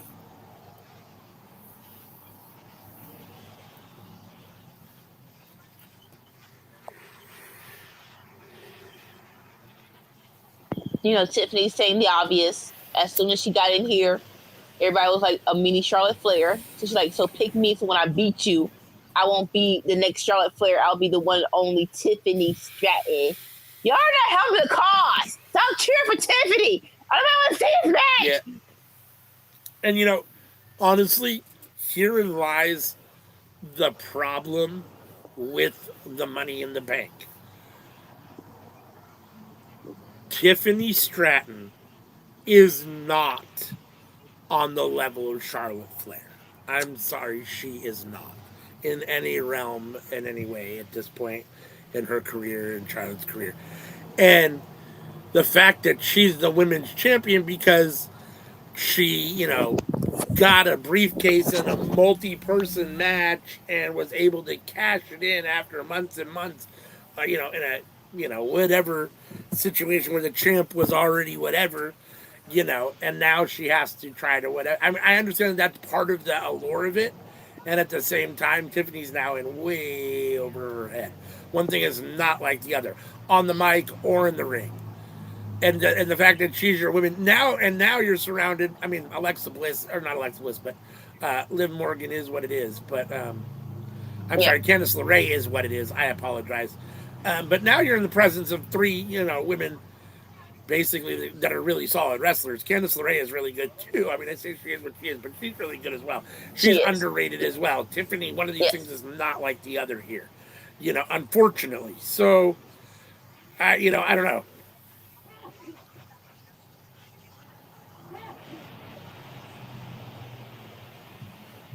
I think that's one of the inherent flaws with the Money in the Bank. I mean, I guess that's part, like I said, part of the whatever of it, because whoever does win it probably isn't necessarily a main eventer and is getting a once in a lifetime opportunity, and if they cash it in, they are over their heads by being champion. I guess that's so here's unfortunately, which is I'm not sure why no one. I'm sorry. Here comes Alexa Bliss, and she just popped the freaking house. Everybody, it's like you had Charlotte, boo. You had Tiffany, yay. You had Nia, boo, and Alexa Bliss comes out, bow. All right, yep. Okay, everybody can leave the ring now. Everybody can leave the ring. But more so with the Money in the Bank, I'm not sure why no one had this idea of someone using the Money in the Bank to actually make someone ready for the championship. And it was crazy because the Nikki ASS, that was a perfect story for you, where she calls herself almost a superhero, right? So you could have had her hold that briefcase for 6 months, and and get ready to be the superhero and be the champion. But no, you just let her catch it the next day, and you didn't have the story for her. The Money in the Bank could have a story. Y'all just don't want to use it in that way for whatever reason. Yeah. I love how the dark psycho chick is the baby face over girl. Yeah. Well, she's not a psycho chick. Even though I do not like that they try to put Bray Wyatt's gimmick on her, that's not her fault. That's not her fault. That's not her decision. A 78-year-old emotional crackhead was in control. But I did love when it was just her and Bray together. They actually had good chemistry. And they would just had them just be a partner, two broken crackheads emotionally trying to get over their grief. I would love that. And I love that when they did the first month. But then, like I said, then we were in the panorama. You didn't know the frick you were doing, so you made her a spooky chick, and it was chicken, Kentucky Fried Chicken Wyatt. And it was that first month was great with her and Bray. And I do hate that they switched it up like that, to the point of, why did y'all do that? I honestly, why did y'all do that again? Because y'all didn't need to. Just that was one of the things about Bray. Say what you want. He had a vision for what he wanted to do. And if y'all just let him do what he needs to do, most of his stories would pan out. But you didn't. You had light fixtures falling from the sky, and you have a freaking WrestleMania match with a feud with Randy Orton, and you don't know how it ends. Yeah, I mean, I'm not sure how you don't see Alexa Bliss as psycho and evil, but but she is not evil, but just emotional, mentally damaged. It's mentally. She was in therapy though. She was in therapy. You forget that she went to therapy, but for some reason the therapist said keep the doll. Besides, what you call it? WWE wants to keep the merch because it's a top seller. Right. It's again, why did you need to keep the doll in therapy though? Just because it's a merch seller. That's the only reason why. Yeah, I mean, I like Alexa Bliss, and I understand that it's a merch seller and all that stuff. I'm not necessarily the biggest fan of the Harley Quinn Alexa Bliss. I'd rather her just be, closer to, whatever she is, just, and just whatever. But maybe that's I'm not buying that for my kid. I don't care. No, you're not giving me the voodoo demon doll in my house. No. So So when you wake up and get scared to death, no, you want the doll. Go back to bed. I'm tired. You want the doll, and the doll looking at you in the middle of the night and it's moving. No, you go back to bed. I will see you at 7:00 in the morning tomorrow. What did you think about AJ Styles being moved to Monday Night Raw? It is needed. It is definitely needed. More so for him because on SmackDown, when he came back last October and immediately hurt himself, they had him against Carmelo. That was cool. Besides that, there wasn't really anything for him to do on SmackDown anymore. There was no entrance point or storyline he could insert himself into, right? With Raw, going back to Gunther, I think Gunther's title reign wasn't everything that it was supposed to be because he really didn't have any opponents. Like thinking about the Raw roster and who could have gone against Gunther in the main event spot for the World Heavyweight Championship. You didn't have a lot of people. You had Seth, and Seth was like, I'm not sure if Seth was hurt or not, but he wasn't there. You have CM Punk. CM Punk versus Gunther should be a premium live event match, but you didn't do it. You didn't have enough people for Gunther to face. Now, granted, it's 2 months out for WrestleMania, so I don't think you're going to do AJ Styles versus Gunther. But case in point, you needed more people. You need more main adventures on Raw. So yeah, AJ going to Raw. Y'all needed that. You needed more people for people. Whoever wins the belt, you needed more people for the World Heavyweight Championship person to face. Yeah, I mean, and not that it really is an indicator because we've seen it mean nothing in the past, but I'm hoping that it's an indication of the fact that he's actually really back and hopefully 100% and can work again on a more regular basis. That's why now they're okay with moving him and giving him a new push on a different. It seems like if he's not, why would you move him? Why would you even do any of that? Just let him keep, right, whatever he's doing on SmackDown, But so, no, I'm definitely hopeful. I mean, like that Royal Rumble, I was so happy because they said the injury he had was 9 to 12 months. So it's like, oh my God, come on! Like, so him coming back, I'm like, welcome back, baby! Candice LeRae. Like, she's like up on Tiffany Storm. If you saw Candice LeRae, sorry.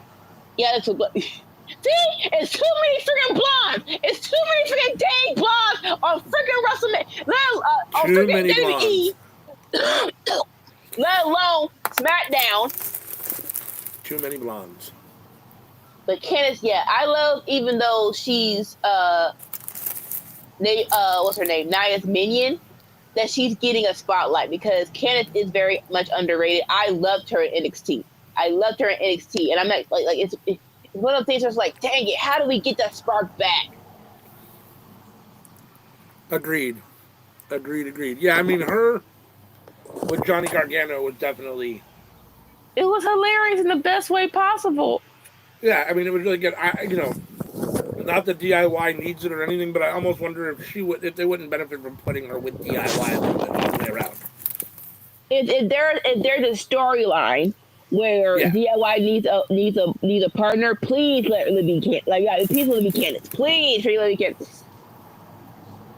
That was probably one of her best moments was when they were doing a multi-man match and she gave a DDT to Dexter Lumis. It's like, you little small little fist of fury. Yeah. I mean, I think Candice LeRae is a really good wrestler. I think she's a very solid promo. She's another one of those people that, for whatever reason, never quite seems to get the push that she deserves, or the due that she probably deserves, and she probably needs to be around guys like Ciampa and Gargano that are on TV a lot, that are main event guys. It gives her much more. She gets the rub from being around them more than she does, as a singles women wrestler just trying to make her own way. No, like I'm not hate or love it. It's one of those things that works. Even though Lita and Trish Stratus were great in their own rights, the reason why they got over was because Lita was with Hardy Boys, because Trish was with TNA. Like if they started out by themselves, no, I don't think they would have been the biggest people that the big stars they are now. But because they're in the group and they held their own, they weren't just underlings. They're actually a real pop. Like they actually were a real pop. They turned like Lita with the Hardy Boys, turned them into Team Extreme. That's how good Lita was. So it's like, if you have a girl who's that over, then yes, you put her with the two awesome dudes and let them ride that wave. Like, I didn't know that Carmella was with Enzo and Cass in NXT, but for some reason you didn't call her up. It was like, why would you? Yeah. And then when she got called up, you never what's the word? You never hinted that they were together to begin with. It's like, why would you do that? That makes no sense. Yeah. What would it hurt Cass and Enzo if you say, hey, this used to be our girl in NXT, do a multi-man match? Yeah. No, I agree. So yeah, it's a great template to get someone over. Just use it more. use it more. Speaking of underrated, I did find it very interesting and was extremely happy to see Buddy Matthews talking shit to Okada this week. Listen. He called him a bitch and everything. No, you a bitch. I love all of this. Right?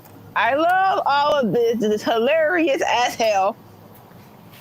I was gonna say, Australia, but hey, for people like Buddy Matthews and Tony Storm, let them live. Let them live in their home country. Let them get this piece of the action. I agree.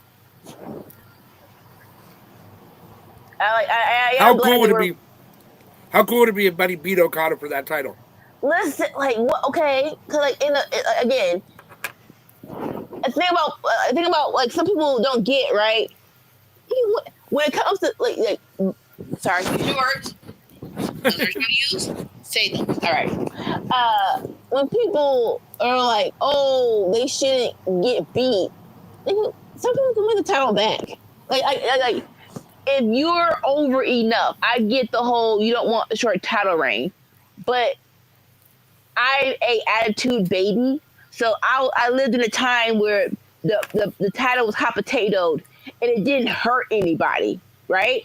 So with the international title and Okada's title, I feel like those titles can get hot potatoed and it'll be okay. More so yeah, let Buddy win it, and then if you want Okada to win it back and someone else win against Okada, that's totally fine. Just a matter of like more so the greatest example is when it was Dudley Boyz versus Team Extreme versus Edge and Christian. That day was hot potato like a motherfucker, but we loved it. We didn't mind it all because they're all three were over, and it's like, okay, someone's gonna win it. Just a matter of who actually can keep it. Right. Yeah. No, I mean, if there are times where it makes sense. I mean, the reality is that if you've got two super top competitors or, two tag teams that are competing at the highest levels over a title, the chances are good that it's going to come out quite often 50-50. I mean, and that, you're going to have multiple, you're going to have the same teams running it back and have, each team winning a fair amount, or like I said, 50-50 or so. And, just because you're both supposed to be really good in top of your game. So, I mean, if you're going to, and as a result, the title would be changing hands, 50% of the time, right? So, I mean, yes. The reality is that, and in real sports, it very rarely do people keep their titles for long period, real sports, other combat sports, MMA or Yes. boxing or those kind of things, they're not Yeah. keeping their titles usually for years at a time or even, 6 to 9 months. I mean, a lot of those guys lose their titles, they win 1 or 2 matches and then lose it, or sometimes they even lose it at the next match. I mean, it just depends on the situation. So, you definitely, very rarely do you get, almost never do you get a Roman Reigns type of situation where it's 4 years Right. or whatever, or even a year, that's rare. So, Yeah. and, honestly, like, I know that Tony wants those titles to all be equal, but AEW is not strong enough in the booking and the creative department to keep all 4 of those titles at the same level. They're just not, and the reality is that Okada doesn't defend that title enough. And since he's had it, it hasn't been very, I mean, it's not like it's been, and he doesn't need that title. Like he's better than that title for what it's worth. Like I said, I know Tony wants those titles to be all equal, and Okada having it kind of gives him, some kind of ground, with the heavyweight championship and all those kind of things. But they're not equal, and so I mean, that should be that, and the other title, the one that you're talking about, the international championship, those should be the workhorse titles, and those should be the ones that change hands, every 2 or 3 months, and everyone gets a chance to hold those, because those are the, I don't want to say mid-card belts, but they're the belts where they're defended more. There's more action going on a regular basis around them, and so they change hands more often. Like we said it before, but it bears repeating. One of those titles can be a work title, or it's just like that. No, like the TNT title. That is a television title. It case in point. He or she works it on television. Like just let them have matches on television, and it'll get them over. Yeah. No, I agree. I agree.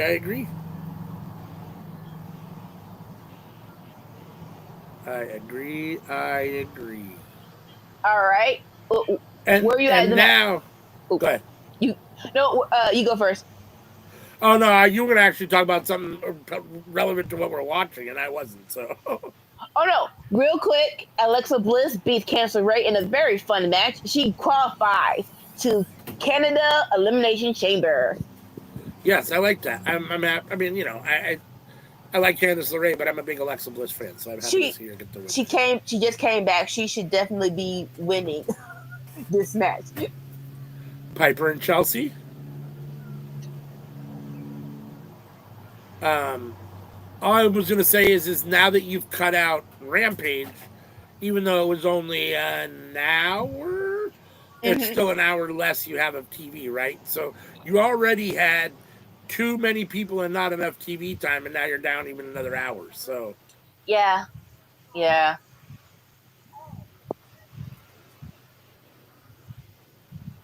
Michin and B-Fab talking to Piper and Chelsea. They won a match. I want this Talk so about bad. the Women's Royal Rumble.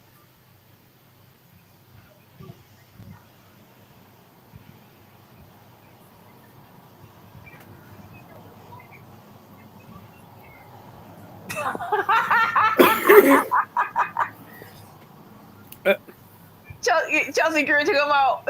I told you to get very security details. Piper like, how many people hate you? Right. Zelina Vega is on SmackDown. I want that match. So it's very evident that either they don't either know what they're going to do for WrestleMania, or they're not telling us, which I'm perfectly fine with. Right? As of right now, nothing has been to the point of, oh my God, this sucks. And who is going to face who, right? Like, Sure. even though I don't like Charlotte, her versus Tiffy, y'all can have that because it's 2 nights, right? So, but I say all that to say this. Chelsea definitely needs to be on the card. And Chelsea should have her own match. She is your United States champion. She is definitely entertaining enough to have it. So yeah, if y'all want to build it up, let her have her own match, or at least a 3-way for the belt. Yeah, I mean, that's why I'm not a big fan of putting the belt on someone that you're basically going to use as a tag team wrestler. I mean, for all intents and purposes, her and Piper have been a tag team for a long time now. And that's basically all you've let Chelsea do other than have this belt while Piper was out hurt, or win the belt while Piper was out hurt, essentially. So, and now that Piper's back, they're back to being essentially a tag team, and that belt's not really being defended or doing anything. So, yeah, I mean, I don't, they either got to get her doing something with it or take it off of her and put it on somebody else. I mean, So they, wording is hard. They're doing a better job with it than Lyra. I love she went up against Meacham. She went up against B-Fab.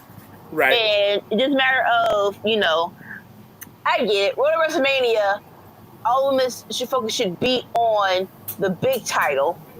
But so in my mind,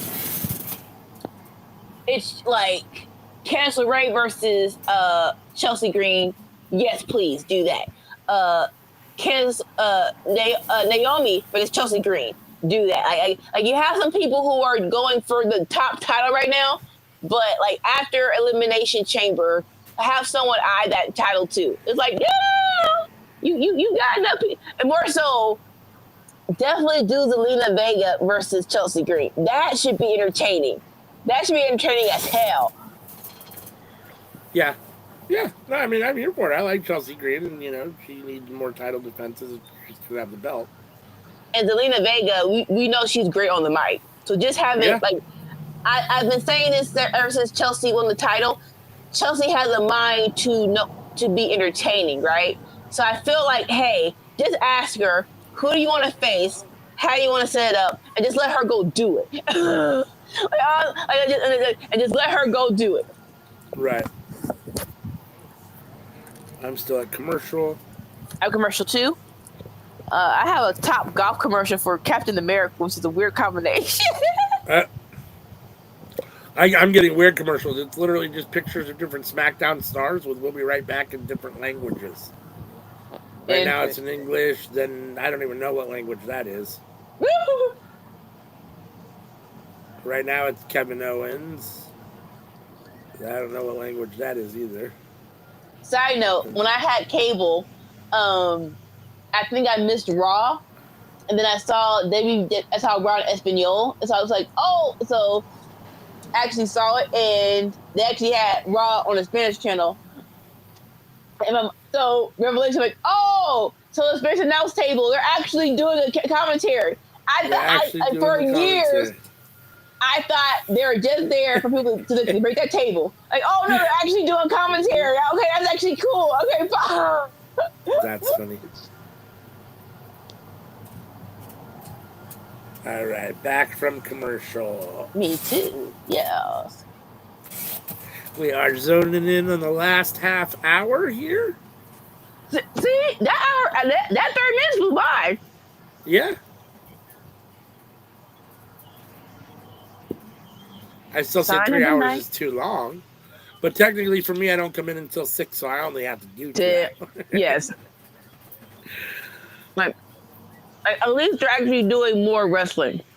I just can't. Yeah. It just feels surreal to me that, for years Raw and SmackDown were both 2 hours, and Raw went to 3 hours, and it was way too long, and everyone complained for the most part. At least I did. And since, I'm the whole world and the world revolves around me, when I say everyone, when I say me, I mean everyone, right? And then, it goes to 2 hours for, the last little bit of its life on USA before it goes to NXT or to Netflix. And now it's on Netflix somewhere between 2 and 3 hours, whenever it ends. And then it was like they didn't even drink a cup of coffee before they just decided, let's make SmackDown 3 hours. It's like, fuck, come on, really? Like, we barely got to breathe and enjoy Raw going back to 2 hours before you made SmackDown 3 hours. Like,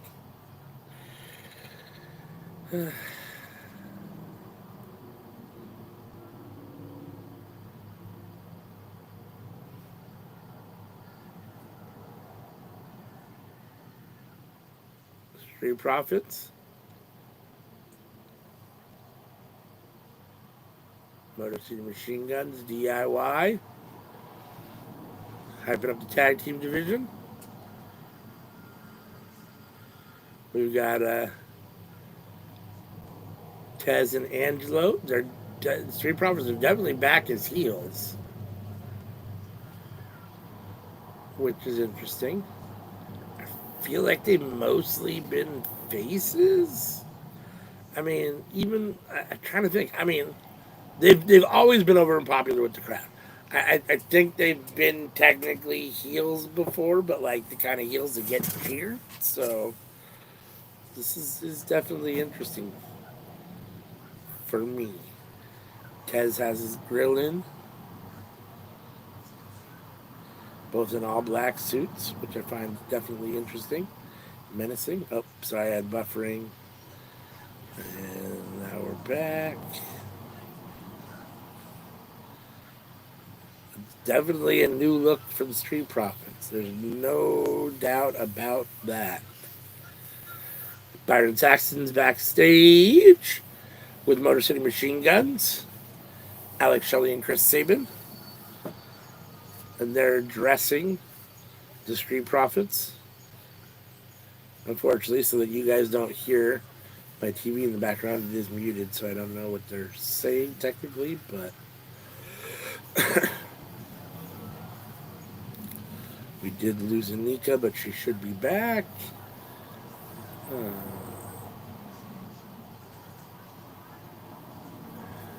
Humberto and Angel, Los Garces, in to talk to the Motion Machine Guns.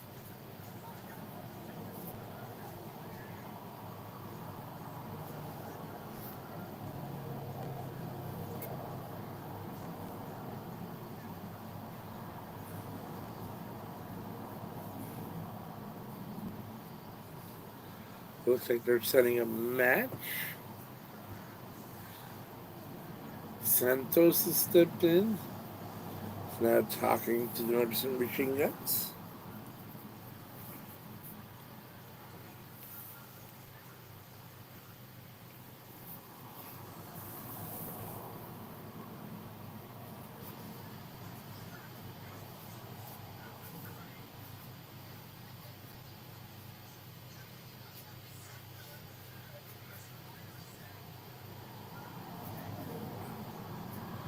The LWO, Legado, sorry.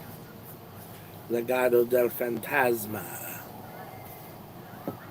Having a run-in with Motor City Machine Guns.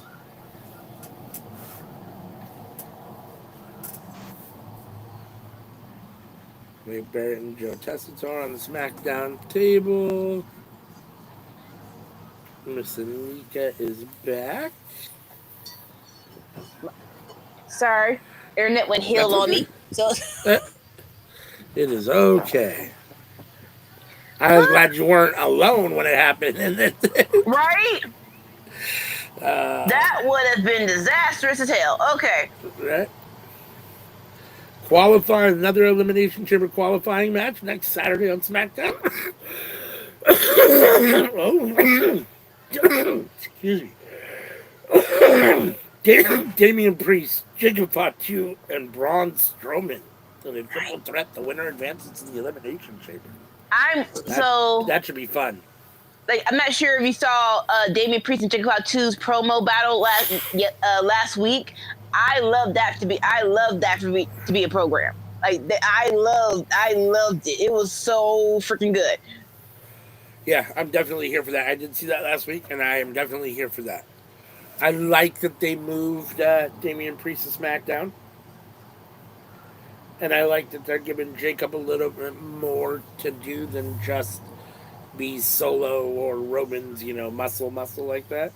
Like they gave Jacob a mic, and I'm in love. I'm more in love. I've been in love since he debuted, but I'm more in love. Like definitely watch him versus Damian. It was so good. It was like, yeah. Oh. Lost my feed. Oh. Here comes Hahoo! Jey Uso. Jey Uso. Line them all up, knock them down like this. Hey! Yeah, I really hope. I mean, I'm a huge Jacob Fatu guy, so I really hope he gets the win and moves on to the Elimination Chamber. Right? It should be either him versus Damien, and that's kind of like, I love Jacob. I would love for him to win. The only thing about it is Priest needs a win. We Priest needs to be reheated up. Like, even though he beat Finn, that feud took too long. Yeah, it took no too doubt about long.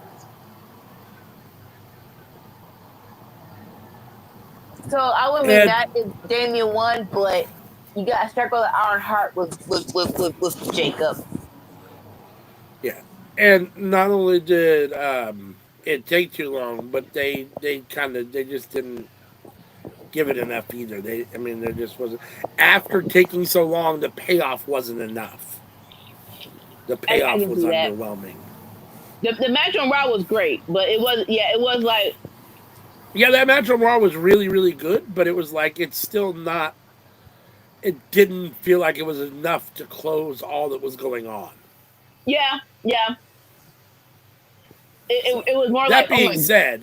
That being said, I also didn't necessarily want them to drag it out any longer either, because they'd already drug it out way too long. So the feeling was like, oh my God, thank God it's over. That was the feeling was on Raw. Yeah, no, I agree with that. And they did kill it. I mean, that was on. I mean, I wrote that match down to make sure that I, remembered it and kept track of it, because it was definitely one of those matches that's going to be in the running for at least, match of the year for Raw. I mean, if not, whatever. But at minimum, it's nothing for Raw match of the year or television match of the year, But that being said, and even though, we were kind of frustrated and wanted it to be over, it still felt like they needed something more, even just to cap it off. But again, Damien moved on. It is what it is, live to fight again another day. Well, I mean, he won, so it doesn't matter. But Finn lived again to fight another day, and Damien moves on to a different situation, a whole different They didn't do right by Finn. But it felt like they was trying to stretch it out at Mania. And it's like, you can't do it. You can't do it. They don't have enough legs to go to Mania. Yeah. Like right now, if Damien doesn't win, what does he do for Mania? And it feels like certain people should be like, even though, everybody can't be on the card. If certain people should be on the card. Him and Nia Jax should be on the WrestleMania card. But what do you do? Yeah, no, I mean, it's tough. Yeah. Even with 10 hours and 2 nights, 10 hours over 2 nights, or 12 hours over 2 nights, however long each night's going to be, 5 or 6 hours, even with all that time, there's still people that are going to get snubbed and are not going to get, time. And, it is the biggest stage of them all. So, it's you definitely, only, so many people are going to be there, and, it might not be your turn. Not every single person can get a moment every year, and a lot of these people have had moments in the past, so, and we'll have moments, obviously, to be fair, tomorrow's never promised to anybody, but, in theory, we'll have plenty of moments in the future too. There's a lot of people that are still young enough that they've got, time on their side, as all things considered, that, they'll be able to do this, main event WrestleMania down the road, whereas, someone else can have that spot now. You know what I mean? Like that kind of situation. Yeah. So, I don't know. I mean, it's tough. Let me just say, I'm glad that I'm not booking this stuff, or having to figure out who's going to have a match at WrestleMania, or, who.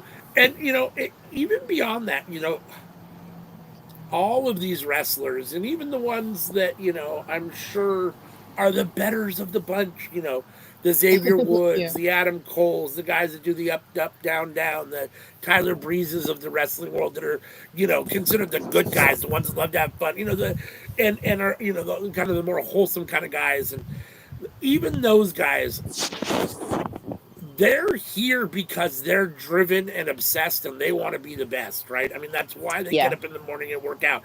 That's why they spend hours, you know, practicing wrestling. That's why they sleep in their cars to make it to that point. That's why they wrestle for, you know, a beer and a meal, you know, in a bar room and they're starting out, you know, because that's what it takes to get to the top, right? And none of them want to be snubbed. And you can't tell me that now that there isn't a night one and night two, it's not like, fuck it, night one isn't good enough anymore. You know, not only am I, you know, I want to be on the card, but now I got to be on night two. Like, you know what I mean? It's like night one is one thing, but like, I got to be on night two. Like, and, you know, so yeah, everyone's competing for those spots and there's only so many of them, you know, and it's really hard to figure out who deserves and should get those spots. You know, I'm glad I'm not making those decisions because it's not just fans watching and enjoying it. I mean, these guys are pouring their hearts and souls. This is their livelihood. This is their careers. This is their whole lives. And that's the pinnacle. You know, WrestleMania for these guys is the pinnacle of their lives. You know, it's the biggest stage that they can be on as a professional wrestler. And I mean, that's, you know, so yeah, no, it's a big deal. I mean, and those decisions are tough decisions. And who to book where and who to actually, you know, gets a moment and doesn't, and who gets a win and all those things. Even the smaller matches that, you know, it's like, oh well, that's the bathroom match. That's still a WrestleMania match, and for those people in that match, it's like, man, that's still a once in a lifetime opportunity. Or, you know, I mean, for a lot of these guys, you know, probably these guys will be in more than one WrestleMania match if you're a solid wrestler and you stay in WWE for a while and you're, you know, whatever. But, you know, maybe not. Maybe you only get there once. Maybe you only get there twice. You know, so it's not. I mean, it's a big deal. Yeah. No. Like, even though we criticize, having the pin on who goes to WrestleMania is a very, very hard job. This year seems way harder than last year. Last year, like, okay, this definitely is going to happen. This year, again, unless they know or they're just now telling us, which I'm perfectly fine for because it makes a good build up to WrestleMania. I don't think they know, bruh. Like, I really don't think they know who's going to go where. Yeah. No, I mean, I kind of agree. And honestly, like, I'm trying to think right now. I mean, what if you were booking, you know, WrestleMania at, let's say, at this moment, not in 3 months, but right now, or not in, you know, a month and a half, but right now, what would be your main event? What do you think is the biggest match you could put together for night two for your main event? Night two main event. Yeah, I mean, because night two is your biggest night, right? I mean, in theory, that's your biggest night, and the main event on night two is your biggest main event, right? I mean, so yeah, it's supposed to be, but real talk, low key. Night one's been killing night two since they split it up. Like for the past it's been 4 years. For the past 4 years, night one's been killing night two. But yeah, like right now, knowing what I know. Go. You go. I was just saying, I'm just trying to think of like what match there is that we can do that hasn't really been done already, or that is going to move the needle a whole lot at this moment. I'm having trouble thinking about it, so I'm hoping you got some ideas. Like I said, knowing we know now, right? Jay is the winner. Even though I think their story behind him versus Cody, it didn't have enough oomph to be night two. So more so it really is who's gonna face Cody. I don't want to do him versus Cena. Like I don't.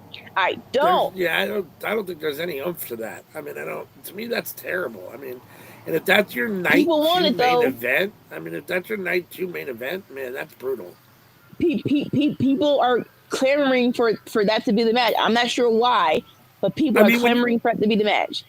When I think about the fact that, and I understand it is what it is, but when I think about the fact that you're going to take the biggest wrestling event in wrestling on your biggest night, night 2, and give it John Cena versus Cody Rhodes. And over here on a Dynamite, I can give you Omega and Ospreay. I don't even have to wait for a pay-per-view, let alone at a pay-per-view.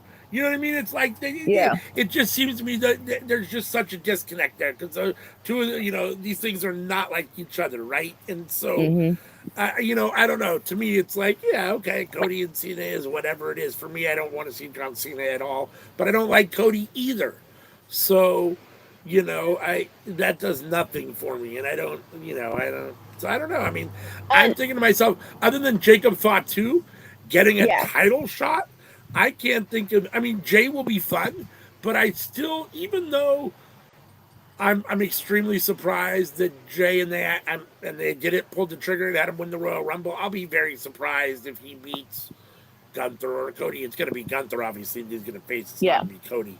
But I'll be very surprised if he beats Gunther. I want him to, but I'll be very surprised if that's the actual outcome.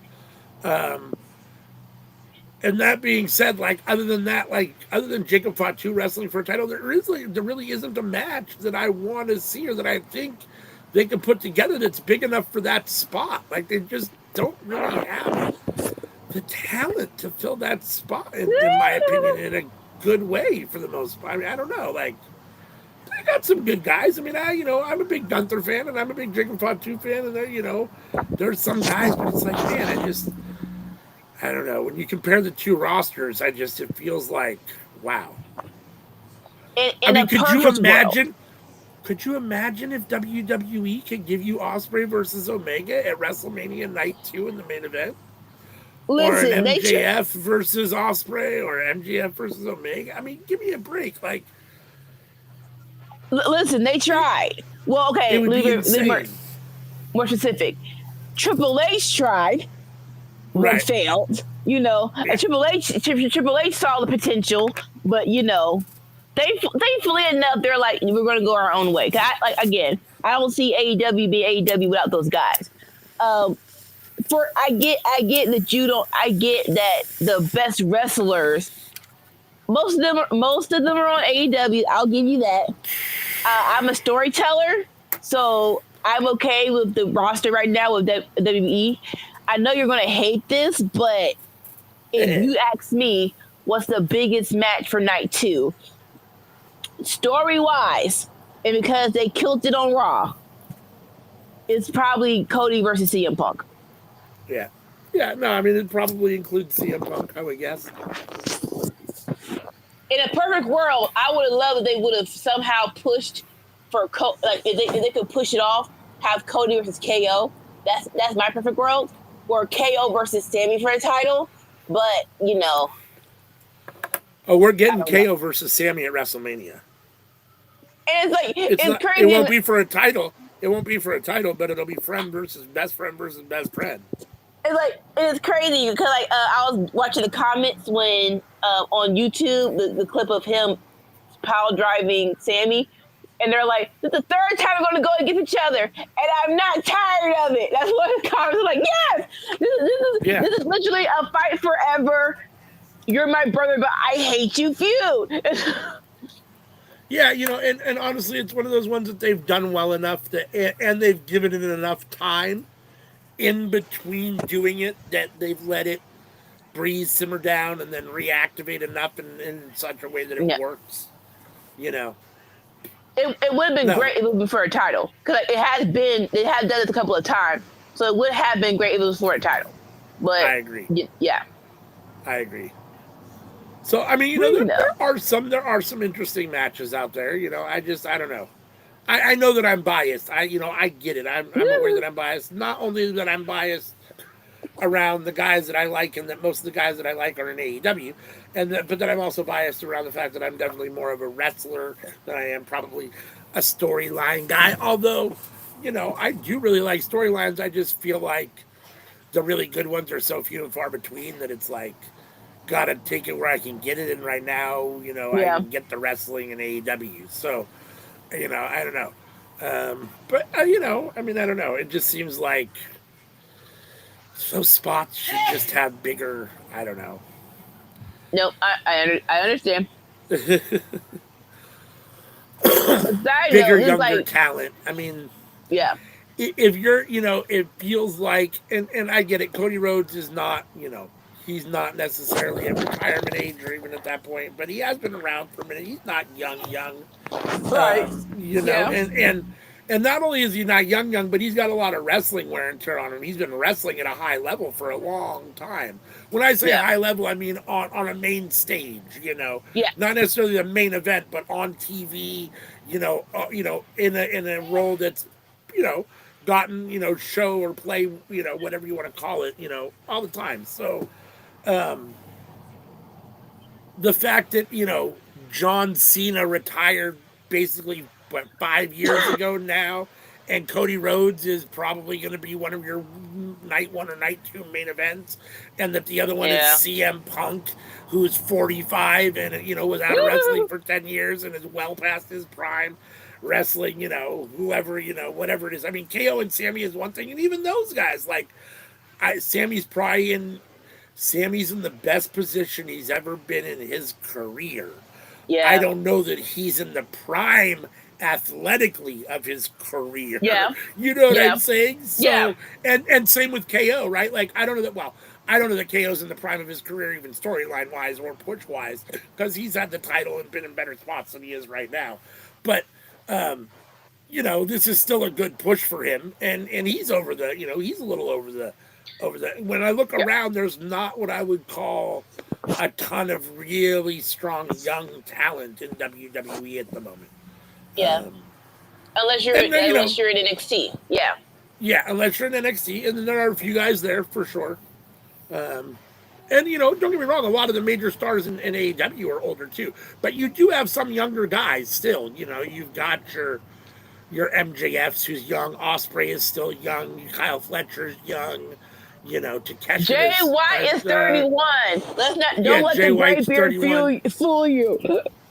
So I mean, and then you even have younger guys. You've got the Darby Allins. Well, I don't know. Darby Allin might be 30 now or 31 almost now, but I think those guys are. I think still the Jack Perry's, in his 20s. Yeah. Or, those kind of things. So I mean, and those are guys. And don't get me wrong, I'm not a big fan of all of those guys I mentioned per se, and I don't know that all those guys can carry you, but they're all guys that are solid enough. The bulk of them could, and some of them definitely debatable. I mean, some of them you called pillars at one point. So they're young enough to see. Let's see what happens. Right. So I feel like the younger, better guys are definitely in AEW. So I don't know, but at the same time, there are some guys in WWE. I love Fatu. I love Jacob. And I like Gunther, although Gunther's not young either, so. Right. He's young in our WWE years because he hasn't been here that long, but. Yeah. Which is crazy. And no offense, I don't need to know people's ages. I'm not sure if it makes any difference, but I don't even know your age. You don't look old. No, you're fine. Yeah, no, I tend to agree. I think, I definitely think. Unfortunately, it does take away some of the mystique to them the more you know about them, the less. Yeah. And I know that they're not. Up. They're not coming up. They're old as hell. Shut up. They are coming up. They just got here. They're not superheroes by any stretch of the imagination, but there is a little mystique to them, and and it's the less you know, the more mystery there is, right? And the more that. I don't know how old they are. How long are they going to be here? Those kind of things. What does the future really hold? Oh shit, that guy's already 45. He can't be here more than 5 years. Exactly. Exactly. I don't need to know the. I don't need to know the expiration date. I need to know the expiration date. Case in point, DDP, he actually started when he was he actually started training when he was 30. But we didn't know that. We didn't know that until afterwards. We just sit back and enjoy the ride. Yeah, I mean, the only thing that was obvious about DDT was that he always looked old, or DDP was that he always looked old. He had old man face from day one. And Dempsey, I'm trying to look. I'm trying to remember now. Dempsey, he looks fine with the long hair. Batista, another guy that came to wrestling. Batista's another one of those guys that came to wrestling later. Right? I don't even know that he actually lived a life and then he came here. I don't even know that. Right? You're young. You just got here. I'm on a journey with you. Cody cutter to Jacob. Now he's standing over him, setting him up for the crossroads. Jacob counters, pushes Cody into the corner. So the beginning of the show, Cody was like, my doctor said I have an unaligned hip and I got drain fluid in my shoulder. Are you playing with this or are you serious? You look, and you're a good wrestler, so you did go through hell on Saturday, so you should not be like top notch running at full speed. But it is like, sir, why are you wrestling, sir? Well, why are you doing this? Yeah. You could have taken a night off. I never know, I mean, it's so hard to know what's true, what's not, what's kayfabe and what's not, those kind of things. But my guess is that the bulk of these guys are always working with some sort of pain one way or the other. Yeah. That is what what's his name?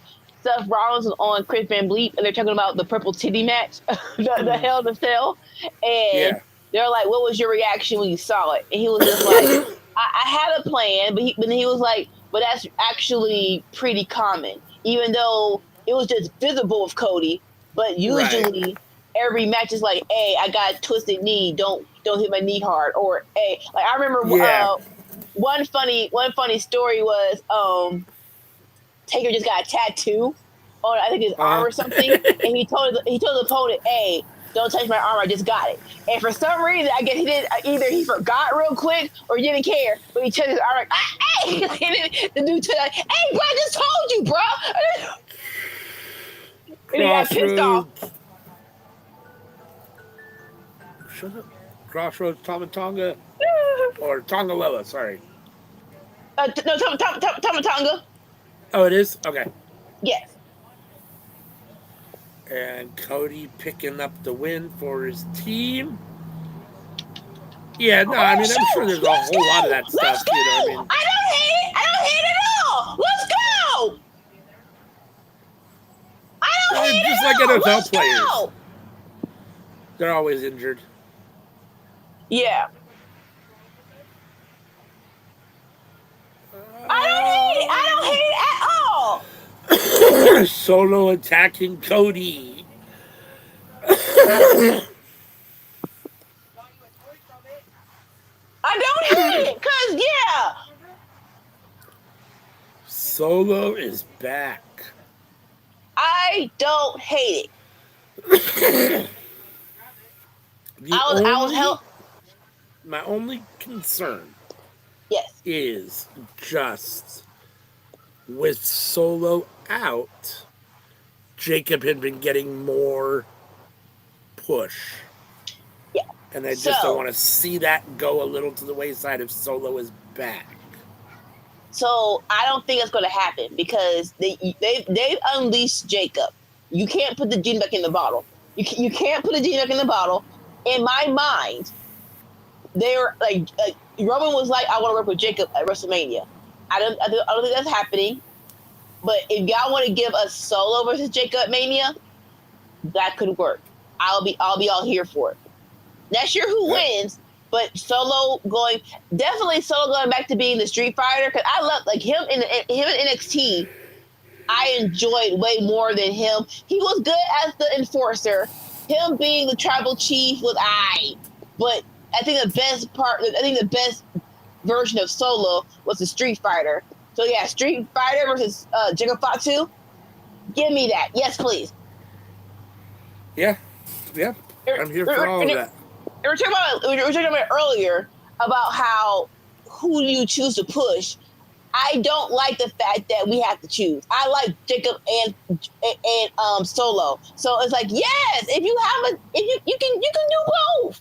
You can do both. You just gotta put effort into it. Yeah. No, I agree. My only concern is just that it seems like when companies try to do multiple storylines well, it never quite works. It's like they're good at doing one, whatever company, or two, but once you get more and more, it's like the farther out you get, the more you get, the worse they get. Yeah, but like I said, you don't. In my mind, you don't have to choose. If you gotta break them up, if you gotta do solo on Raw and Jacob on SmackDown, do that. But yeah, do that more than just like, oh, we pick Jacob solo, you just go someplace else. Yeah. Yep. All right. So SmackDown is officially over. Thank you for being here with us. We're going to do a little house cleaning and then turn out the lights and get up out of here and let you guys get back here Friday night. So on Tuesdays, every Tuesday, 7:30 p.m. Pacific, 10:30 Eastern, it is the cookout where we come together and talk about what's cooking up in the world of professional wrestling. Next Tuesday, we will be watching Lucha Underground Season 1, Episode 4. So make sure to join us for that and watch along with us and enjoy Lucha Underground. On Friday nights, you're here with us right now for Friday Night Fights, where we get to where it's usually Anika and Sammy Joe watching a SmackDown starting at 5 p.m. Pacific, 8 p.m. Eastern. Sammy is out sick, so I was filling in for him tonight, where you watch the show in real time and give you our opinions and reactions in real time. Saturday mornings, it's possible there might not be one tomorrow. I'll definitely give you guys an update. I'll let you know for sure in a little bit here. But every Saturday, Winner's Circle, 7 a.m. Pacific at 10 a.m. Eastern, where we review Monday Night Raw, NXT, and AEW Dynamite from the week before, or from the few days before, earlier, and give each show a grade, and the show with the highest grade is the winner for that week. So every Saturday, 7 a.m. Pacific, 10 a.m. Eastern. Saturday nights is our Saturday Night is All Right Collision Watch Along, where we watch AEW Collision live or whatever other pay-per-views are on or other shows are on, usually starting at 5 p.m. Pacific and running through it at minimum Collision, 7 p.m. Eastern. 7 p.m. Pacific, 10 p.m. Eastern. And giving you our real-time opinions and review of the show. That's usually CM and whoever joins her.